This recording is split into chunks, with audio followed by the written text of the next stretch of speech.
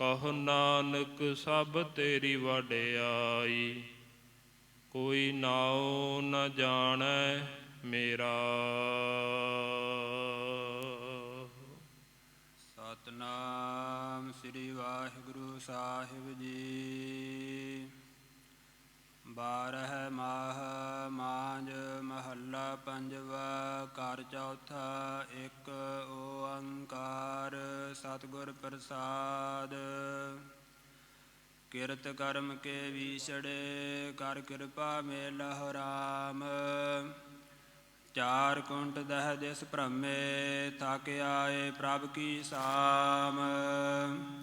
ਕਿਰਤ ਕਰਮ ਕੇ ਵੀਛੜੇ, ਕਰ ਕਿਰਪਾ ਮੇਲਹੁ ਰਾਮ। ਚਾਰ ਕੁੰਟ ਦਹਿ ਦਿਸ ਭ੍ਰਮੇ, ਥਕ ਆਏ ਪ੍ਰਭ ਕੀ ਸਾਮ। ਤੈਨ ਦੁਧਾ ਤੇ ਬਾਹਰੀ, ਕਿਤਾ ਨ ਆਵੈ ਕਾਮ। ਜਲ ਬਿਨ ਸਾਖ ਕੁਮਲਾਵਤੀ, ਉਪਜਹਿ ਨਾਹੀ ਦਾਮ। ਹਰ ਨਾਹਣ ਮਿਲਿਐ ਸਾਜਨੈ, ਕਤ ਪਾਈਐ ਬਿਸਰਾਮ। ਜਿਤ ਘਰ ਹਰ ਕੰਤ ਨਾ ਪ੍ਰਗਟਈ, ਭਟ ਨਗਰ ਸੇ ਗ੍ਰਾਮ। ਸ਼ਰਾਬ ਸੀਗਾਰ ਤੰਬੋਲ ਰਸ, ਸਨ ਦੇਹੀ ਸਭ ਖਾਮ। ਪ੍ਰਭ ਸੁਆਮੀ ਕੰਤ ਵਿਹੂਣੀਆ, ਮੀਤ ਸੱਜਣ ਸਭ ਜਾਮ। ਨਾਨਕ ਕੀ ਬੇਨੰਤੀਆ, ਕਰ ਕਿਰਪਾ ਦੀਜੈ ਨਾਮ। ਹਰ ਮੇਲਹੁ ਸੁਆਮੀ ਸੰਗ ਪ੍ਰਭ, ਜਿਸ ਕਾ ਨਿਹਚਲ ਧਾਮ। ਚੇਤ ਗੋਵਿੰਦ ਆਰਾਧੀਐ, ਹੋਵੈ ਆਨੰਦ ਘਨਾ। ਸੰਤ ਜਨਾ ਮਿਲ ਪਾਈਐ, ਰਸਨਾ ਨਾਮ ਭਨਾ। ਜਿਨ ਪਾਇਆ ਪ੍ਰਭ ਆਪਨਾ, ਆਏ ਤਿਸਹਿ ਗਨਾ। ਇਕ ਖਿਨ ਤਿਸ ਬਿਨ ਜੀਵਨਾ, ਬਿਰਥਾ ਜਨਮ ਜਣਾ। ਜਲ ਥਲ ਮਹੀਅਲ ਪੂਰਿਆ, ਰਵਿਆ ਵਿੱਚ ਬਣਾ। ਸੋ ਪ੍ਰਭ ਚਿਤ ਨ ਆਵਈ, ਕਿਤੜਾ ਦੁਖ ਗਣਾ। ਜਿਨੀ ਰਾਵਿਆ ਸੋ ਪ੍ਰਭੂ, ਤਿਨਾ ਭਾਗ ਮਨਾ। ਹਰ ਦਰਸ਼ਨ ਕਉ ਮਨ ਲੋਚਦਾ, ਨਾਨਕ ਪਿਆਸ ਮਨਾ। ਚੇਤ ਮਿਲਾਏ ਸੋ ਪ੍ਰਭੂ, ਤਿਸ ਕੈ ਪਾਏ ਲੱਗਾ। ਹਰ ਦਰਸ਼ਨ ਕਉ ਮਨ ਲੋਚਦਾ, ਨਾਨਕ ਪਿਆਸ ਮਨਾ। ਚੇਤ ਮਿਲਾਏ ਸੋ ਪ੍ਰਭੂ, ਤਿਸ ਕੈ ਪਾਏ ਲੱਗਾ। ਵਾਹਿਗੁਰੂ ਜੀ ਕਾ ਖਾਲਸਾ, ਵਾਹਿਗੁਰੂ ਜੀ ਕੀ ਫਤਿਹ। ਪਰਮ ਸਨਮਾਨਯੋਗ ਦਸਾਂ ਹੀ ਪਾਤਸ਼ਾਹੀਆਂ ਦੇ ਆਤਮਿਕ ਸਰੂਪ, ਚਵਰ ਛਤਰ ਤਖਤ ਦੇ ਮਾਲਿਕ, ਗੁਰਤਾ ਗੱਦੀ ਤੇ ਬਿਰਾਜਮਾਨ, ਸ਼ਬਦ ਗੁਰੂ ਜੁਗੋ ਜੁਗ ਅਟਲ। ਹਾਜ਼ਰਾ ਹਜੂਰ ਜਾਹਰਾ ਜਹੂਰ, ਸਰਬ ਕਲਾ ਭਰਪੂਰ। ਧੰਨ ਧੰਨ ਧੰਨ ਸਤਿਗੁਰੂ ਸ੍ਰੀ ਗੁਰੂ ਗ੍ਰੰਥ ਸਾਹਿਬ ਜੀ ਮਹਾਰਾਜ। ਸੱਚੇ ਪਾਤਸ਼ਾਹ ਗੁਰੂ ਪਿਤਾ ਜੀ ਦੀ ਮਿਹਰਾਮਤ ਦਾ ਸਦਕਾ ਕਾਰ ਸੇਵਾ ਸੰਪਰਦਾਇ ਤਰਨ ਤਾਰਨ ਸਾਹਿਬ ਵੱਲੋਂ ਮਹਾਂਪੁਰਸ਼ ਸੰਤ ਬਾਬਾ ਜਗਤਾਰ ਸਿੰਘ ਜੀ, ਉਹਨਾਂ ਦੇ ਸੇਵਾਦਾਰ ਬਾਬਾ ਝਰਮਲ ਸਿੰਘ ਜੀ, ਬਾਬਾ ਮਹਿੰਦਰ ਸਿੰਘ ਜੀ, ਜੋ ਦਸ਼ਮੇਸ਼ ਦਰਬਾਰ ਇਸ ਅਸਥਾਨ ਦੇ ਉੱਤੇ ਸੇਵਾ ਕਰਵਾ ਰਹੇ ਹਨ। ਸਤਿਗੁਰਾਂ ਨੇ ਮਿਹਰਾਮਦ ਕੀਤੀ, ਜੋ ਸਿੱਖਾਂ ਦਾ ਨਵਾਂ ਸਾਲ ਹੈ, ਉਸ ਨਵੇਂ ਸਾਲ ਨੂੰ ਮਨਾਉਂਦਿਆਂ ਹੋਇਆਂ ਮਹਾਂਪੁਰਸ਼ਾਂ ਦੇ ਵੱਲੋਂ ਇਹ ਉਪਰਾਲਾ ਕੀਤਾ ਗਿਆ। ਤੁਰਕੀ ਬਾਣੀ ਦੇ ਸ੍ਰੀ ਅਖੰਡ ਜਾਪ ਸਾਹਿਬ ਪ੍ਰਾਰੰਭ ਪਰਸੋਂ ਰੋਜ਼ ਤੋਂ ਹੋਏ। ਅੱਜ ਦਿਨ ਦੇ ਦੂਜੇ ਪਹਿਰ ਦੇ ਅੰਦਰ ਗੁਰਬਾਣੀ ਦੀ ਸੰਪੂਰਨਤਾਈ ਹੋਈ। ਸਤਿਗੁਰਾਂ ਦੀ ਪਵਿੱਤਰ ਪਾਵਨ ਹਜ਼ੂਰੀ ਦੇ ਅੰਦਰ ਦੀਵਾਨ ਸਜੇ ਹੋਏ ਦੀਵਾਨਾਂ ਦੇ ਵਿੱਚ ਆਪ ਸੰਗਤਾਂ ਨੇ ਗੁਰੂ ਘਰ ਦੇ ਕੀਰਤਨੀਆਂ ਪਾਸੋਂ ਗੁਰਬਾਣੀ ਦਾ ਮਨੋਹਰ ਕੀਰਤਨ ਸਰਵਣ ਕੀਤਾ। ਆਓ ਹੁਣ ਕੁਝ ਸਮੇਂ ਵਾਸਤੇ ਜੋ ਸਤਿਗੁਰਾਂ ਨੇ ਸਾਨੂੰ 12 ਮਹੀਨਿਆਂ ਦੇ ਪਰਥਾਏ ਉਪਦੇਸ਼ ਬਾਣੀ ਦੇ ਅੰਦਰ ਬਖਸ਼ਿਸ਼ ਕੀਤਾ ਹੋਇਆ ਹੈ, ਉਸ ਬਾਣੀ ਦੇ ਵਿੱਚੋਂ ਜੋ ਅੱਜ ਚੇਤ ਦਾ ਮਹੀਨਾ ਪ੍ਰਾਰੰਭ ਹੋਇਆ, ਚੇਤ ਦੀ ਸੰਗਰਾਂਦ ਦਾ ਅੱਜ ਦਿਹਾੜਾ ਹੈ ਅਤੇ ਨਾਲ ਹੀ ਨਾਨਕ ਸ਼ਾਹੀ ਸੰਮਤ 556 ਪ੍ਰਾਰੰਭ ਹੋਇਆ ਹੈ। ਸਿੱਖਾਂ ਦਾ ਨਵਾਂ ਸਾਲ 1 ਚੇਤ ਤੋਂ ਆਰੰਭ ਹੁੰਦਾ ਹੈ। ਸੋ ਸਤਿਗੁਰਾਂ ਨੇ ਜੋ ਬਾਣੀ ਦੇ ਦੁਆਰਾ ਸਾਨੂੰ ਬਖਸ਼ਿਸ਼ ਕੀਤੀ ਹੈ, ਉਸ ਬਾਣੀ ਦੇ ਵਿੱਚ ਜੋ ਫਲਾ ਉਪਦੇਸ਼ ਚੇਤ ਦੇ ਮਹੀਨੇ ਦੁਆਰਾ ਮਹਾਰਾਜ ਜੀ ਸਾਨੂੰ ਬਖਸ਼ਿਸ਼ ਕਰਦੇ, ਉਹਦੇ ਨਾਲ ਆਪਾਂ ਜੁੜਨਾ ਕਰੀਏ। ਮਹਾਰਾਜ ਜੀ ਕਿਰਪਾ ਕਰਨ, ਆਪ ਹੀ ਵਿੱਚ ਵਰਤ ਕਰਕੇ ਪ੍ਰੇਮ ਸ਼ਰਧਾ ਭਾਵਨਾ ਦੇ ਸਹਿਤ ਹੋ ਕਰਕੇ ਗੁਰਬਾਣੀ ਦੀ ਵਿਚਾਰ ਕਹਿਣ, ਸੁਣਨ, ਸਮਝਣ ਅਤੇ ਮੰਨਣ ਦੇ ਬਲ ਬਖਸ਼ਿਸ਼ ਕਰਨ। ਮਨ ਦੀ ਇਕਾਗਰਤਾ ਵਾਸਤੇ ਆਪਾਂ ਸਾਰੇ ਹੀ ਉਚਾਰਨ ਕਰੀਏ। ਸਤਿਨਾਮ ਸ੍ਰੀ ਵਾਹਿਗੁਰੂ ਸਾਹਿਬ ਜੀ। ਸਤਿਨਾਮ ਸ੍ਰੀ ਵਾਹਿਗੁਰੂ ਸਾਹਿਬ ਜੀ। ਵਾਹਿਗੁਰੂ ਸਾਹਿਬ ਜੀ। 12 ਮਾਹ ਮਾਂਝ ਮਹੱਲਾ ਪੰਜਵਾ। ਘਰ ਚੌਥਾ। ਇੱਕ ਓੰਕਾਰ ਸਤਿਗੁਰ ਪ੍ਰਸਾਦ। ਕਿਰਤ ਕਰਮ ਕੇ ਵਿਛੜੇ ਕਰ ਕਿਰਪਾ ਮਿਲਹੁ ਰਾਮ। ਸ਼ਹੀਦਾਂ ਦੇ ਸਰਤਾਜ, ਸ਼ਾਂਤੀ ਦੇ ਪੁੰਜ, ਬਾਣੀ ਕੇ ਬੋਹਿਤ। ਧੰਨ ਧੰਨ ਧੰਨ ਸਤਿਗੁਰੂ ਸ੍ਰੀ ਗੁਰੂ ਅਰਜਨ ਦੇਵ ਜੀ ਮਹਾਰਾਜ ਸੱਚੇ ਪਾਤਸ਼ਾਹ ਜੀ। ਉਹਨਾਂ ਦੀ ਪਵਿੱਤਰ ਪਾਵਨ ਰਸਨਾ ਤੋਂ ਉਚਾਰਨ ਕੀਤੀ ਹੋਈ ਇਹ ਬਾਣੀ, ਜਿਸ ਬਾਣੀ ਦਾ ਸਰਲੇਖ ਮਹਾਰਾਜ ਜੀ ਨੇ 12 ਮਾਹ ਰੱਖਿਆ ਹੈ। 12 ਦਾ ਅਰਥ 12 ਮਹੀਨੇ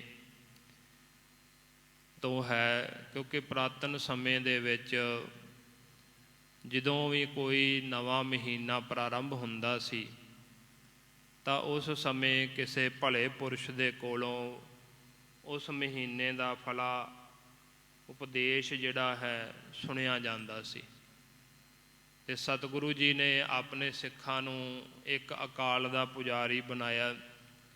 ਆਪਾਂ ਇਹ ਬਚਨ ਪੜ੍ਹਦੇ ਵੀ ਹਾਂ, ਸੁਣਦੇ ਵੀ ਹਾਂ ਕਿ ਪੂਜਾ ਅਕਾਲ ਕੀ ਪਰਚਾ ਸ਼ਬਦ ਕਾ, ਕਿ ਸਿੱਖ ਨੇ ਪੂਜਾ ਅਕਾਲ ਪੁਰਖ ਦੀ ਕਰਨੀ ਹੈ ਅਤੇ ਆਪਣੇ ਮਨ ਨੂੰ ਪਰਚਾ ਜਿਹੜਾ ਪਰਚਾਉਣਾ ਉਹ ਸ਼ਬਦ ਦੇ ਨਾਲ, ਕਿਉਂਕਿ ਸਾਡਾ ਗੁਰੂ ਸ਼ਬਦ ਗੁਰੂ ਹੈ। ਗੁਰੂ ਨਾਨਕ ਸਾਹਿਬ ਜੀ ਮਹਾਰਾਜ ਸੱਚੇ ਪਾਤਸ਼ਾਹ ਜੀ ਨੇ ਬਚਨ ਕੀਤੇ ਸੀ, ਜਦੋਂ ਸਿੱਧਾ ਨੇ ਪੁੱਛਿਆ ਸੀ ਕਿ ਤੁਹਾਡਾ ਗੁਰੂ ਕੌਣ ਹੈ, ਅਤੇ ਮਹਾਰਾਜ ਜੀ ਨੇ ਕਿਹਾ ਸੀ ਸ਼ਬਦ ਗੁਰੂ ਸੁਰਤ ਧੁਨ ਚੇਲਾ। ਗੁਰੂ ਰਾਮਦਾਸ ਜੀ ਮਹਾਰਾਜ ਸੱਚੇ ਪਾਤਸ਼ਾਹ ਜੀ ਨੇ ਵੀ ਇਹ ਬਚਨ ਕੀਤੇ, ਬਾਣੀ ਗੁਰੂ, ਗੁਰੂ ਹੈ ਬਾਣੀ, ਵਿੱਚ ਬਾਣੀ ਅੰਮ੍ਰਿਤ ਸਾਰੇ, ਗੁਰਬਾਣੀ ਕਹੈ ਸੇਵਕ ਜਨ ਮਾਨੈ, ਪ੍ਰਤੱਖ ਗੁਰੂ ਨਿਸਤਾਰੇ। ਅਤੇ ਕਲਗੀਧਰ ਪਿਤਾ ਸ੍ਰੀ ਗੁਰੂ ਗੋਬਿੰਦ ਸਿੰਘ ਜੀ ਮਹਾਰਾਜ ਜੀ ਨੇ ਸੱਚਖੰਡ ਸ੍ਰੀ ਹਜ਼ੂਰ ਅਬਚਲ ਨਗਰ ਸਾਹਿਬ ਵਿਖੇ ਨਾਂਦੇੜ ਦੀ ਧਰਤੀ 'ਤੇ ਸ੍ਰੀ ਗੁਰੂ ਗ੍ਰੰਥ ਸਾਹਿਬ ਜੀ ਮਹਾਰਾਜ ਜੀ ਨੂੰ ਗੁਰਤਾ ਗੱਦੀ ਦੇ ਕਰਕੇ ਬਚਨ ਕਹੇ ਸੀ, ਆਗਿਆ ਭਈ ਅਕਾਲ ਕੀ ਤਬੀ ਚਲਾਇਓ ਪੰਥ, ਸਭ ਸਿੱਖਨ ਕੋ ਹੁਕਮ ਹੈ ਗੁਰੂ ਮਾਨਿਓ ਗ੍ਰੰਥ। ਗੁਰੂ ਗ੍ਰੰਥ ਜੀ ਮਾਨਿਓ ਪ੍ਰਗਟ ਗੁਰਾਂ ਕੀ ਦੇਹ, ਜੋ ਪ੍ਰਭ ਕੋ ਮਿਲ ਬੋਚ ਹੈ ਖੋਜ ਸ਼ਬਦ ਮੈਂ ਲੇ। ਇਸ ਕਰਕੇ ਅਸੀਂ ਇੱਕ ਅਕਾਲ ਦੇ ਪੁਜਾਰੀ ਹਾਂ ਅਤੇ ਸ਼ਬਦ ਗੁਰੂ ਸਾਡਾ ਗੁਰੂ ਹੈ। ਅਤੇ ਮਹਾਰਾਜ ਜੀ ਨੇ ਸਿੱਖਾਂ ਨੂੰ ਅਕਾਲ ਪੁਰਖ ਦੇ ਨਾਲ ਜੋੜਨ ਵਾਸਤੇ ਪਹਿਲੇ ਸਰੂਪ ਦੇ ਵਿੱਚ ਤੁਖਾਰੀ ਰਾਗ ਦੇ ਵਿੱਚ 12 ਮਹਾ ਉਚਾਰਨ ਕੀਤਾ ਹੋਇਆ। ਗੁਰੂ ਨਾਨਕ ਸਾਹਿਬ ਜੀ ਮਹਾਰਾਜ ਸੱਚੇ ਪਾਤਸ਼ਾਹ ਜੀ ਦੀ ਪਵਿੱਤਰ ਪਾਵਨ ਰਸਨਾ ਤੋਂ ਉਚਾਰਨ ਕੀਤੀ ਹੋਈ ਬਾਣੀ ਉਹ ਤੁਖਾਰੀ ਰਾਗ ਦੇ ਵਿੱਚ ਅੰਕਿਤ ਹੈ।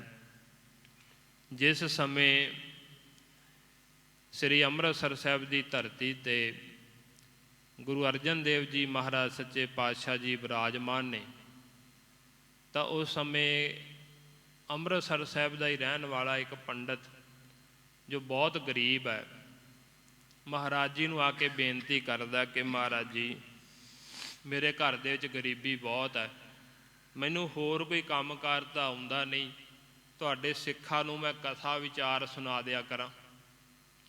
ਅਤੇ ਮਹਾਰਾਜ ਜੀ ਦੇ ਦਰ 'ਤੇ ਜੇ ਕੋਈ ਵੀ ਆਉਂਦਾ ਨਾ, ਜਿਹੜੀ ਵੀ ਭਾਵਨਾ ਲੈ ਕੇ, ਸਤਿਗੁਰੂ ਜੀ ਉਹਦੀ ਭਾਵਨਾ ਪੂਰੀ ਕਰਦੇ। ਮਹਾਰਾਜ ਜੀ ਨੂੰ ਪਤਾ ਸੀ ਕਿ ਮੇਰੇ ਜਿਹੜੇ ਗੁਰਸਿੱਖ ਨੇ, ਸਾਡੇ ਗੁਰਸਿੱਖ ਨੇ, ਉਹ ਪਰਪੱਕ ਨੇ ਆਪਣੇ ਧਰਮ ਦੇ ਵਿੱਚ। ਜੇ ਕੋਈ ਆਪਣੇ ਧਰਮ ਦੀ ਇਹ ਗੱਲ ਸੁਣਾਵੇਗਾ ਵੀ ਤਾਂ ਮੇਰੇ ਜਿਹੜੇ ਸਿੱਖ ਨੇ, ਮਹਾਰਾਜ ਜੀ ਕਹਿੰਦੇ, ਉਹ ਮੰਨਣਗੇ ਨਹੀਂ, ਉਹ ਆਪਣੇ ਰਸਤੇ 'ਤੇ ਚੱਲਣਗੇ। ਤਾਂ ਇਹਨੇ ਬੇਨਤੀ ਕਰਕੇ ਮਹਾਰਾਜ ਜੀ ਤੋਂ ਇਹ ਸੇਵਾ ਲਈ ਅਤੇ ਹਰ ਮਹੀਨੇ ਇਹ ਫਲਾ ਉਪਦੇਸ਼ ਜਿਹੜਾ ਸੀ ਗੁਰਬਾਣੀ ਦਾ ਸੁਣਾਇਆ ਕਰਦਾ ਸੀ। ਪਰ ਜਦੋਂ ਦੇਖਿਓ ਉਹਨੇ ਕਥਾ ਕਰਦਾ ਸੰਗਤਾਂ ਦੇ ਵਿੱਚ, ਸੰਗਤਾਂ ਪਿਆਰ ਨਾਲ ਸੁਣਦੀਆਂ ਅਤੇ ਸੰਗਤਾਂ ਸ਼ਬਦ ਦਾ ਸਤਿਕਾਰ ਕਰਦਿਆਂ ਹੋਇਆਂ ਮਾਇਆ ਭੇਟ ਕਰਦੀਆਂ। ਜਦੋਂ ਹੁਣ ਇਹ ਪੰਡਤ ਵਿਦਵਾਨ ਸੀ, ਇਹਨੂੰ ਸੰਗਤਾਂ ਵੱਲੋਂ ਮਾਇਆ ਮਿਲਣ ਲੱਗ ਪਈ, ਜਦੋਂ ਚੜ੍ਹਾਵਾ ਚੜ੍ਹਨ ਲੱਗ ਪਿਆ ਤਾਂ ਇਹਦੇ ਮਨ ਵਿੱਚ ਇਹ ਹੰਕਾਰ ਹੋ ਗਿਆ ਕਿ ਸੰਗਤਾਂ ਤਾਂ ਮੇਰੀ ਪੂਜਾ ਕਰਦੀਆਂ ਨੇ, ਮੈਨੂੰ ਬਹੁਤ ਸੰਗਤ ਮੰਨਣ ਲੱਗ ਪਈ ਹੈ, ਗੁਰੂ ਅਰਜਨ ਦੇਵ ਜੀ ਮਹਾਰਾਜ ਸੱਚੇ ਪਾਤਸ਼ਾਹ ਜੀ ਨੂੰ ਕੀ ਆਉਂਦਾ, ਲੋਕ ਐਵੇਂ ਉਹਨਾਂ ਨੂੰ ਮੱਥੇ ਟੇਕਦੇ ਨੇ। ਇਹਦੇ ਮਨ ਵਿੱਚ ਇਹ ਹੰਕਾਰ ਹੋ ਗਿਆ ਅਤੇ ਸੋਚਦਾ ਕਿ ਗੁਰੂ ਤਾਂ ਮੈਂ ਹੀ ਹਾਂ। ਅਤੇ ਜਦੋਂ ਚੇਤ ਦੀ ਸੰਗਰਾਂਦ ਦਾ ਇਹ ਦਿਹਾੜਾ ਸੀ ਤਾਂ ਮਹਾਰਾਜ ਜੀ ਨੇ ਕਿਹਾ ਕਿ ਪੰਡਤ ਨੂੰ ਲਿਆਓ, ਕਥਾ ਕਰੇ, ਫਲਾ ਉਪਦੇਸ਼ ਸੁਣਾਵੇ। ਸਿੱਖ ਗਏ, ਜਾ ਕੇ ਪੰਡਤ ਨੂੰ ਬੇਨਤੀ ਕੀਤੀ ਕਿ ਮਹਾਰਾਜ ਆਓ, ਕਥਾ ਸੁਣਾਓ। ਸੰਗਤਾਂ ਬੈਠੀਆਂ ਨੇ ਅਤੇ ਇਹ ਜਿਵੇਂ ਆਪਾਂ ਪੜ੍ਹਦੇ ਸੁਣਦੇ ਹਾਂ ਕਿ ਜਦੋਂ ਮਨੁੱਖ ਕੋਲੇ ਕੋਈ ਗਿਆਨ ਨਹੀਂ ਹੁੰਦਾ, ਜਾਂ ਕਹਿ ਲਈਏ ਗਰੀਬੀ ਹੁੰਦੀ ਹੈ, ਕੋਈ ਤਾਕਤ ਨਹੀਂ ਹੁੰਦੀ, ਉਦੋਂ ਮਨੁੱਖ ਬੜਾ ਹੀ ਨਿਮਰਤਾ ਵਿੱਚ ਰਹਿੰਦਾ। ਪਰ ਜਦੋਂ ਪਾਵਰ ਆ ਜਾਵੇ, ਕੋਈ ਗੁਣ ਆ ਜਾਵੇ, ਕੋਈ ਤਾਕਤ ਆ ਜਾਵੇ, ਉਦੋਂ ਉਹ ਮਨੁੱਖ ਜਿਹੜਾ ਵੇਖਣ ਵਾਲਾ ਹੁੰਦਾ ਫਿਰ ਆਪਣੀ ਤਾਕਤ ਦੀ ਵਰਤੋਂ ਕਰਦਾ। ਹੁਣ ਜਦੋਂ ਇਹ ਗਰੀਬ ਸੀ, ਉਦੋਂ ਮਹਾਰਾਜ ਜੀ ਦੇ ਕੋਲੇ ਜਾ ਕੇ ਨਿਮਰਤਾ ਵਿੱਚ ਬੇਨਤੀਆਂ ਕਰਦਾ, ਮੈਨੂੰ ਸੇਵਾ ਬਖਸ਼ੋ। ਪਰ ਅੱਜ ਇਹ ਹੰਕਾਰ ਦੇ ਵਿੱਚ ਆ ਕੇ ਕਹਿੰਦਾ ਉਸ ਸਿੱਖ ਨੂੰ ਜਿਹੜੇ ਗਏ ਲੈਣ ਵਾਸਤੇ, ਕਹਿਣ ਲੱਗਾ ਕਿ ਮੈਂ ਤਾਂ ਕਥਾ ਕਰਨ ਨਹੀਂ ਆਵਾਂਗਾ, ਕਿਉਂਕਿ ਜੇ ਗੁਰੂ ਮਹਾਰਾਜ ਜੀ ਸਮਰੱਥ ਨੇ ਆਪ ਕਥਾ ਕਰ ਲੈਣ ਅਤੇ ਮੈਨੂੰ ਤਾਂ ਸੰਗਤ ਪੂਜਦੀ ਹੈ, ਇਸ ਕਰਕੇ ਮੈਂ ਗੁਰੂ ਬਣ ਕੇ ਬੈਠਾ ਹੋਇਆ, ਹੁਣ ਆਪ ਮੈਂ ਕਥਾ ਨਹੀਂ ਸੁਣਾ ਸਕਦਾ ਸੰਗਤ ਨੂੰ। ਜਦੋਂ ਉਹਨੇ ਜਵਾਬ ਦੇ ਦਿੱਤਾ ਨਾ, ਫਿਰ ਆ ਕੇ ਸਿੱਖਾਂ ਨੇ ਬਾਬਾ ਬੁੱਢਾ ਸਾਹਿਬ ਜੀ, ਭਾਈ ਗੁਰਦਾਸ ਜੀ, ਹੋਰ ਗੁਰਸਿੱਖ ਜਿਹੜੇ ਸਨ ਉੱਥੇ ਬ੍ਰਹਮ ਗਿਆਨੀ ਗੁਰਸਿੱਖ, ਉਹਨਾਂ ਨੂੰ ਦੱਸਿਆ ਕਿ ਮਹਾਰਾਜ ਜੀ ਉਹ ਪੰਡਤ ਦਾ ਹੰਕਾਰੀ ਹੋ ਗਿਆ ਅਤੇ ਉਹ ਇਸ ਤਰ੍ਹਾਂ ਬਚਨ ਕਰਦਾ ਹੈ। ਗੁਰੂ ਅਰਜਨ ਦੇਵ ਜੀ ਮਹਾਰਾਜ ਸੱਚੇ ਪਾਤਸ਼ਾਹ ਜੀ ਉਸ ਸਮੇਂ ਜਿੱਥੇ ਆਪਾਂ ਸ੍ਰੀ ਅੰਮ੍ਰਿਤਸਰ ਸਾਹਿਬ ਜਦੋਂ ਜਾਂਦੇ ਹਾਂ, ਦਰਸ਼ਨ ਕਰਦੇ ਹਾਂ, ਦੀਵਾਨ ਹਾਲ ਮੰਜੀ ਸਾਹਿਬ ਦਾ, ਉਹਦੇ ਨਾਲ ਹੀ ਇੱਕ ਛੋਟਾ ਜਿਹਾ ਸਥਾਨ ਬਣਿਆ ਹੋਇਆ, ਉੱਥੇ ਨਿਸ਼ਾਨ ਸਾਹਿਬ ਵੀ ਲੱਗਾ ਹੋਇਆ। ਉਸ ਸਥਾਨ 'ਤੇ ਮਹਾਰਾਜ ਜੀ ਬੈਠੇ ਸਨ। ਮਹਾਰਾਜ ਜੀ ਨੂੰ ਬੇਨਤੀ ਕੀਤੀ ਕਿ ਮਹਾਰਾਜ ਜੀ, ਉਹ ਪੰਡਤ ਅੱਜ ਕਥਾ ਸੁਣਾਉਣ ਵਾਸਤੇ ਨਹੀਂ ਆ ਰਿਹਾ ਅਤੇ ਮਹਾਰਾਜ ਜੀ ਤੁਸੀਂ ਸਾਡੇ 'ਤੇ ਕਿਰਪਾ ਕਰੋ। ਬਾਬਾ ਬੁੱਢਾ ਸਾਹਿਬ ਜੀ ਸੰਗਤ ਵਿੱਚ ਉੱਠ ਕੇ ਖੜ੍ਹੇ ਹੋਏ, ਹੱਥ ਜੋੜ ਕੇ ਬੇਨਤੀ ਕਰਦੇ ਆ ਕਿ ਹੇ ਸੱਚੇ ਪਾਤਸ਼ਾਹ ਸਤਿਗੁਰੂ ਜੀ, ਤੁਸੀਂ ਕਿਰਪਾ ਕਰੋ ਜੋ ਇਹ ਪੰਡਤ ਨੇ ਕਥਾ ਸੁਣਾਉਣੀ ਸੀ ਸਾਨੂੰ, ਸੰਗਤਾਂ ਨੇ ਹਰ ਮਹੀਨੇ ਫਲਾ ਉਪਦੇਸ਼ ਤਾਂ ਸੁਣਿਆ ਹੀ ਕਰਨਾ। ਸਾਨੂੰ ਕਿਉਂ ਤੁਸੀਂ ਹੋਰ ਕਿਸੇ ਦੇ ਲੜ ਲਾਉਂਦੇ ਹੋ? ਤੁਹਾਡੇ ਗੁਰਸਿੱਖ ਜਿਹੜੇ ਨੇ ਜਾਂ ਆਪ ਜੀ ਹੀ ਸਾਨੂੰ ਕਥਾ ਸੁਣਾਇਆ ਕਰੋ। ਕੋਈ ਸਿਖਾਉਣ ਜੀ ਬੋਲੀ ਦੇ ਵਿੱਚ ਬਾਣੀ ਜਿਹੜੀ 12 ਮਹੀਨਿਆਂ ਦੇ ਪ੍ਰਥਾਏ ਹੋਵੇ ਉਹ ਉਚਾਰਨ ਕਰੋ, ਜਿਹਨੂੰ ਪੜ੍ਹ ਕੇ ਅਤੇ ਸੁਣ ਕੇ ਹੀ ਸਮਝ ਆ ਜਾਵੇ। ਤਾਂ ਮਹਾਰਾਜ ਗੁਰੂ ਅਰਜਨ ਦੇਵ ਜੀ ਮਹਾਰਾਜ ਸੱਚੇ ਪਾਤਸ਼ਾਹ ਜੀ ਕਹਿਣ ਲੱਗੇ, ਭਾਈ ਬੁੱਢਾ ਸਾਹਿਬ ਜੀ, ਅਸੀਂ ਪਹਿਲੇ ਸਰੂਪ ਦੇ ਵਿੱਚ ਤੁਖਾਰੀ ਰਾਗ ਦੇ ਵਿੱਚ 12 ਮਹਾ ਉਚਾਰਨ ਕੀਤਾ ਹੋਇਆ। ਸਾਰੀਆਂ ਸੰਗਤਾਂ ਉਹ ਬਾਣੀ ਪੜ੍ਹਦੀਆਂ ਨੇ, ਸੁਣਦੀਆਂ ਨੇ, ਉਹਦੀ ਵਿਚਾਰ ਵੀ ਸਰਵਣ ਕਰਦੀਆਂ ਨੇ। ਤਾਂ ਬਾਬਾ ਬੁੱਢਾ ਸਾਹਿਬ ਜੀ ਨੇ ਹੱਥ ਜੋੜ ਕੇ ਬੇਨਤੀ ਕੀਤੀ ਕਿ ਮਹਾਰਾਜ ਜੀ, ਤੁਖਾਰੀ ਰਾਗ ਦੇ ਵਿੱਚ ਜਿਹੜੀ ਬਾਣੀ ਹੈ ਨਾ, ਥੋੜ੍ਹੀ ਜਿਹੀ ਉਹ ਕਠਿਨ ਹੈ। ਸੰਪਰਦਾ ਦੇ ਵਿੱਚ ਸਾਨੂੰ ਇਹ ਸੁਣਾਇਆ ਜਾਂਦਾ ਸੀ ਕਿ ਬਾਣੀ ਨੂੰ ਔਖੀ ਨਹੀਂ ਕਹਿਣਾ, ਅਸੀਂ ਮਹਿੰਗੀ ਬਾਣੀ ਕਹਿੰਦੇ, ਕਿਉਂ ਬਾਣੀ ਥੋੜ੍ਹੀ ਜਿਹੀ ਮਹਿੰਗੀ ਹੈ ਕਿ ਉਹ ਪੜ੍ਹ ਕੇ ਉਹਦੇ ਅਰਥ ਨਹੀਂ ਸਮਝ ਆਉਂਦੇ। ਜਦੋਂ ਆਪਾਂ ਤੁਖਾਰੀ ਰਾਗ ਦੇ ਵਿੱਚ 12 ਮਹਾ ਪੜ੍ਹਾਂਗੇ ਨਾ, ਅਤੇ ਉਹ ਪੜ੍ਹ ਕੇ ਉਹਦੇ ਅਰਥ ਸਮਝ ਨਹੀਂ ਆਉਂਦੇ। ਉਹਦੇ ਵਿੱਚ ਮਹਾਰਾਜ ਜੀ ਨੇ ਰੂਪਕ ਅਲੰਕਾਰ ਬਹੁਤ ਵਰਤੇ ਹੋਏ, ਅਤੇ ਉਹ ਜਿਹੜੇ ਰੂਪਕ ਅਲੰਕਾਰ ਹੈ ਬਾਹਰੋਂ ਲਏ ਹੋਏ ਮਹਾਰਾਜ ਜੀ ਨੇ, ਅਤੇ ਜਿੰਨਾ ਚਿਰ ਉਹਦੀ ਕੋਈ ਕਥਾ ਕਰਕੇ ਨਹੀਂ ਸੁਣਾਉਂਦਾ, ਅਰਥ ਕਰਕੇ ਨਹੀਂ ਸੁਣਾਉਂਦਾ, ਉਹ ਸਮਝ ਨਹੀਂ ਪੈਂਦੇ, ਉਹ ਸਿਧਾਂਤ ਸਾਨੂੰ ਸਮਝ ਨਹੀਂ ਪੈਂਦਾ। ਅਤੇ ਬਾਬਾ ਬੁੱਢਾ ਸਾਹਿਬ ਜੀ ਬੇਨਤੀ ਕਰਦੇ, ਮਹਾਰਾਜ ਉਹ ਬਾਣੀ ਹਰ ਕਿਸੇ ਨੂੰ ਪੜ੍ਹ ਕੇ ਸਮਝ ਨਹੀਂ ਆ ਸਕਦੀ, ਇਸ ਕਰਕੇ ਕਿਰਪਾ ਕਰੋ ਕੋਈ ਸੁਖੈਨ ਜੀ ਬੋਲੀ ਦੇ ਵਿੱਚ ਵੀ, ਜੇ ਸਾਡੇ ਕੋਲੋਂ ਅਰਥ ਨਾ ਵੀ ਹੋ ਸਕਣ, ਕੋਈ ਸੁਖੈਨ ਬੋਲੀ ਦੇ ਵਿੱਚ ਬਾਣੀ ਉਚਾਰਨ ਕਰੋ, ਜਿਹੜੀ ਪੜ੍ਹ ਕੇ ਜਾਂ ਸੁਣ ਕੇ ਹੀ ਉਹਦੀ ਸਮਝ ਪੈ ਜਾਵੇ ਕਿ ਮਹਾਰਾਜ ਜੀ ਸਾਨੂੰ ਕਿਹੜੇ ਮਹੀਨੇ ਦੁਆਰਾ ਕਿਸ ਤਰ੍ਹਾਂ ਦਾ ਉਪਦੇਸ਼ ਬਖਸ਼ਿਸ਼ ਕਰ ਰਹੇ।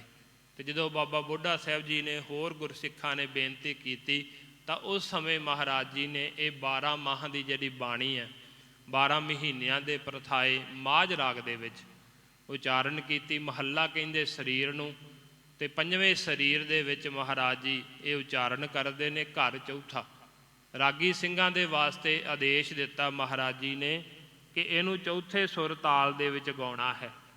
ਅਤੇ ਮਹਾਰਾਜ ਜੀ ਨੇ ਇਸ ਬਾਣੀ ਦੇ ਅੰਦਰ 12 ਮਹੀਨਿਆਂ ਦੇ ਪ੍ਰਥਾਏ ਉਪਦੇਸ਼ ਦਿੱਤਾ, ਪਰ ਪਹਿਲੀ ਜਿਹੜੀ ਪੌੜੀ ਹੈ ਉਹ ਬੇਨਤੀ ਰੂਪ ਦੇ ਵਿੱਚ ਹੈ, ਅਤੇ ਅਖੀਰਲੀ ਪੌੜੀ ਜਿਹੜੀ ਉਹਦੇ 'ਚ ਮਹਾਤਮ ਦੱਸਿਆ।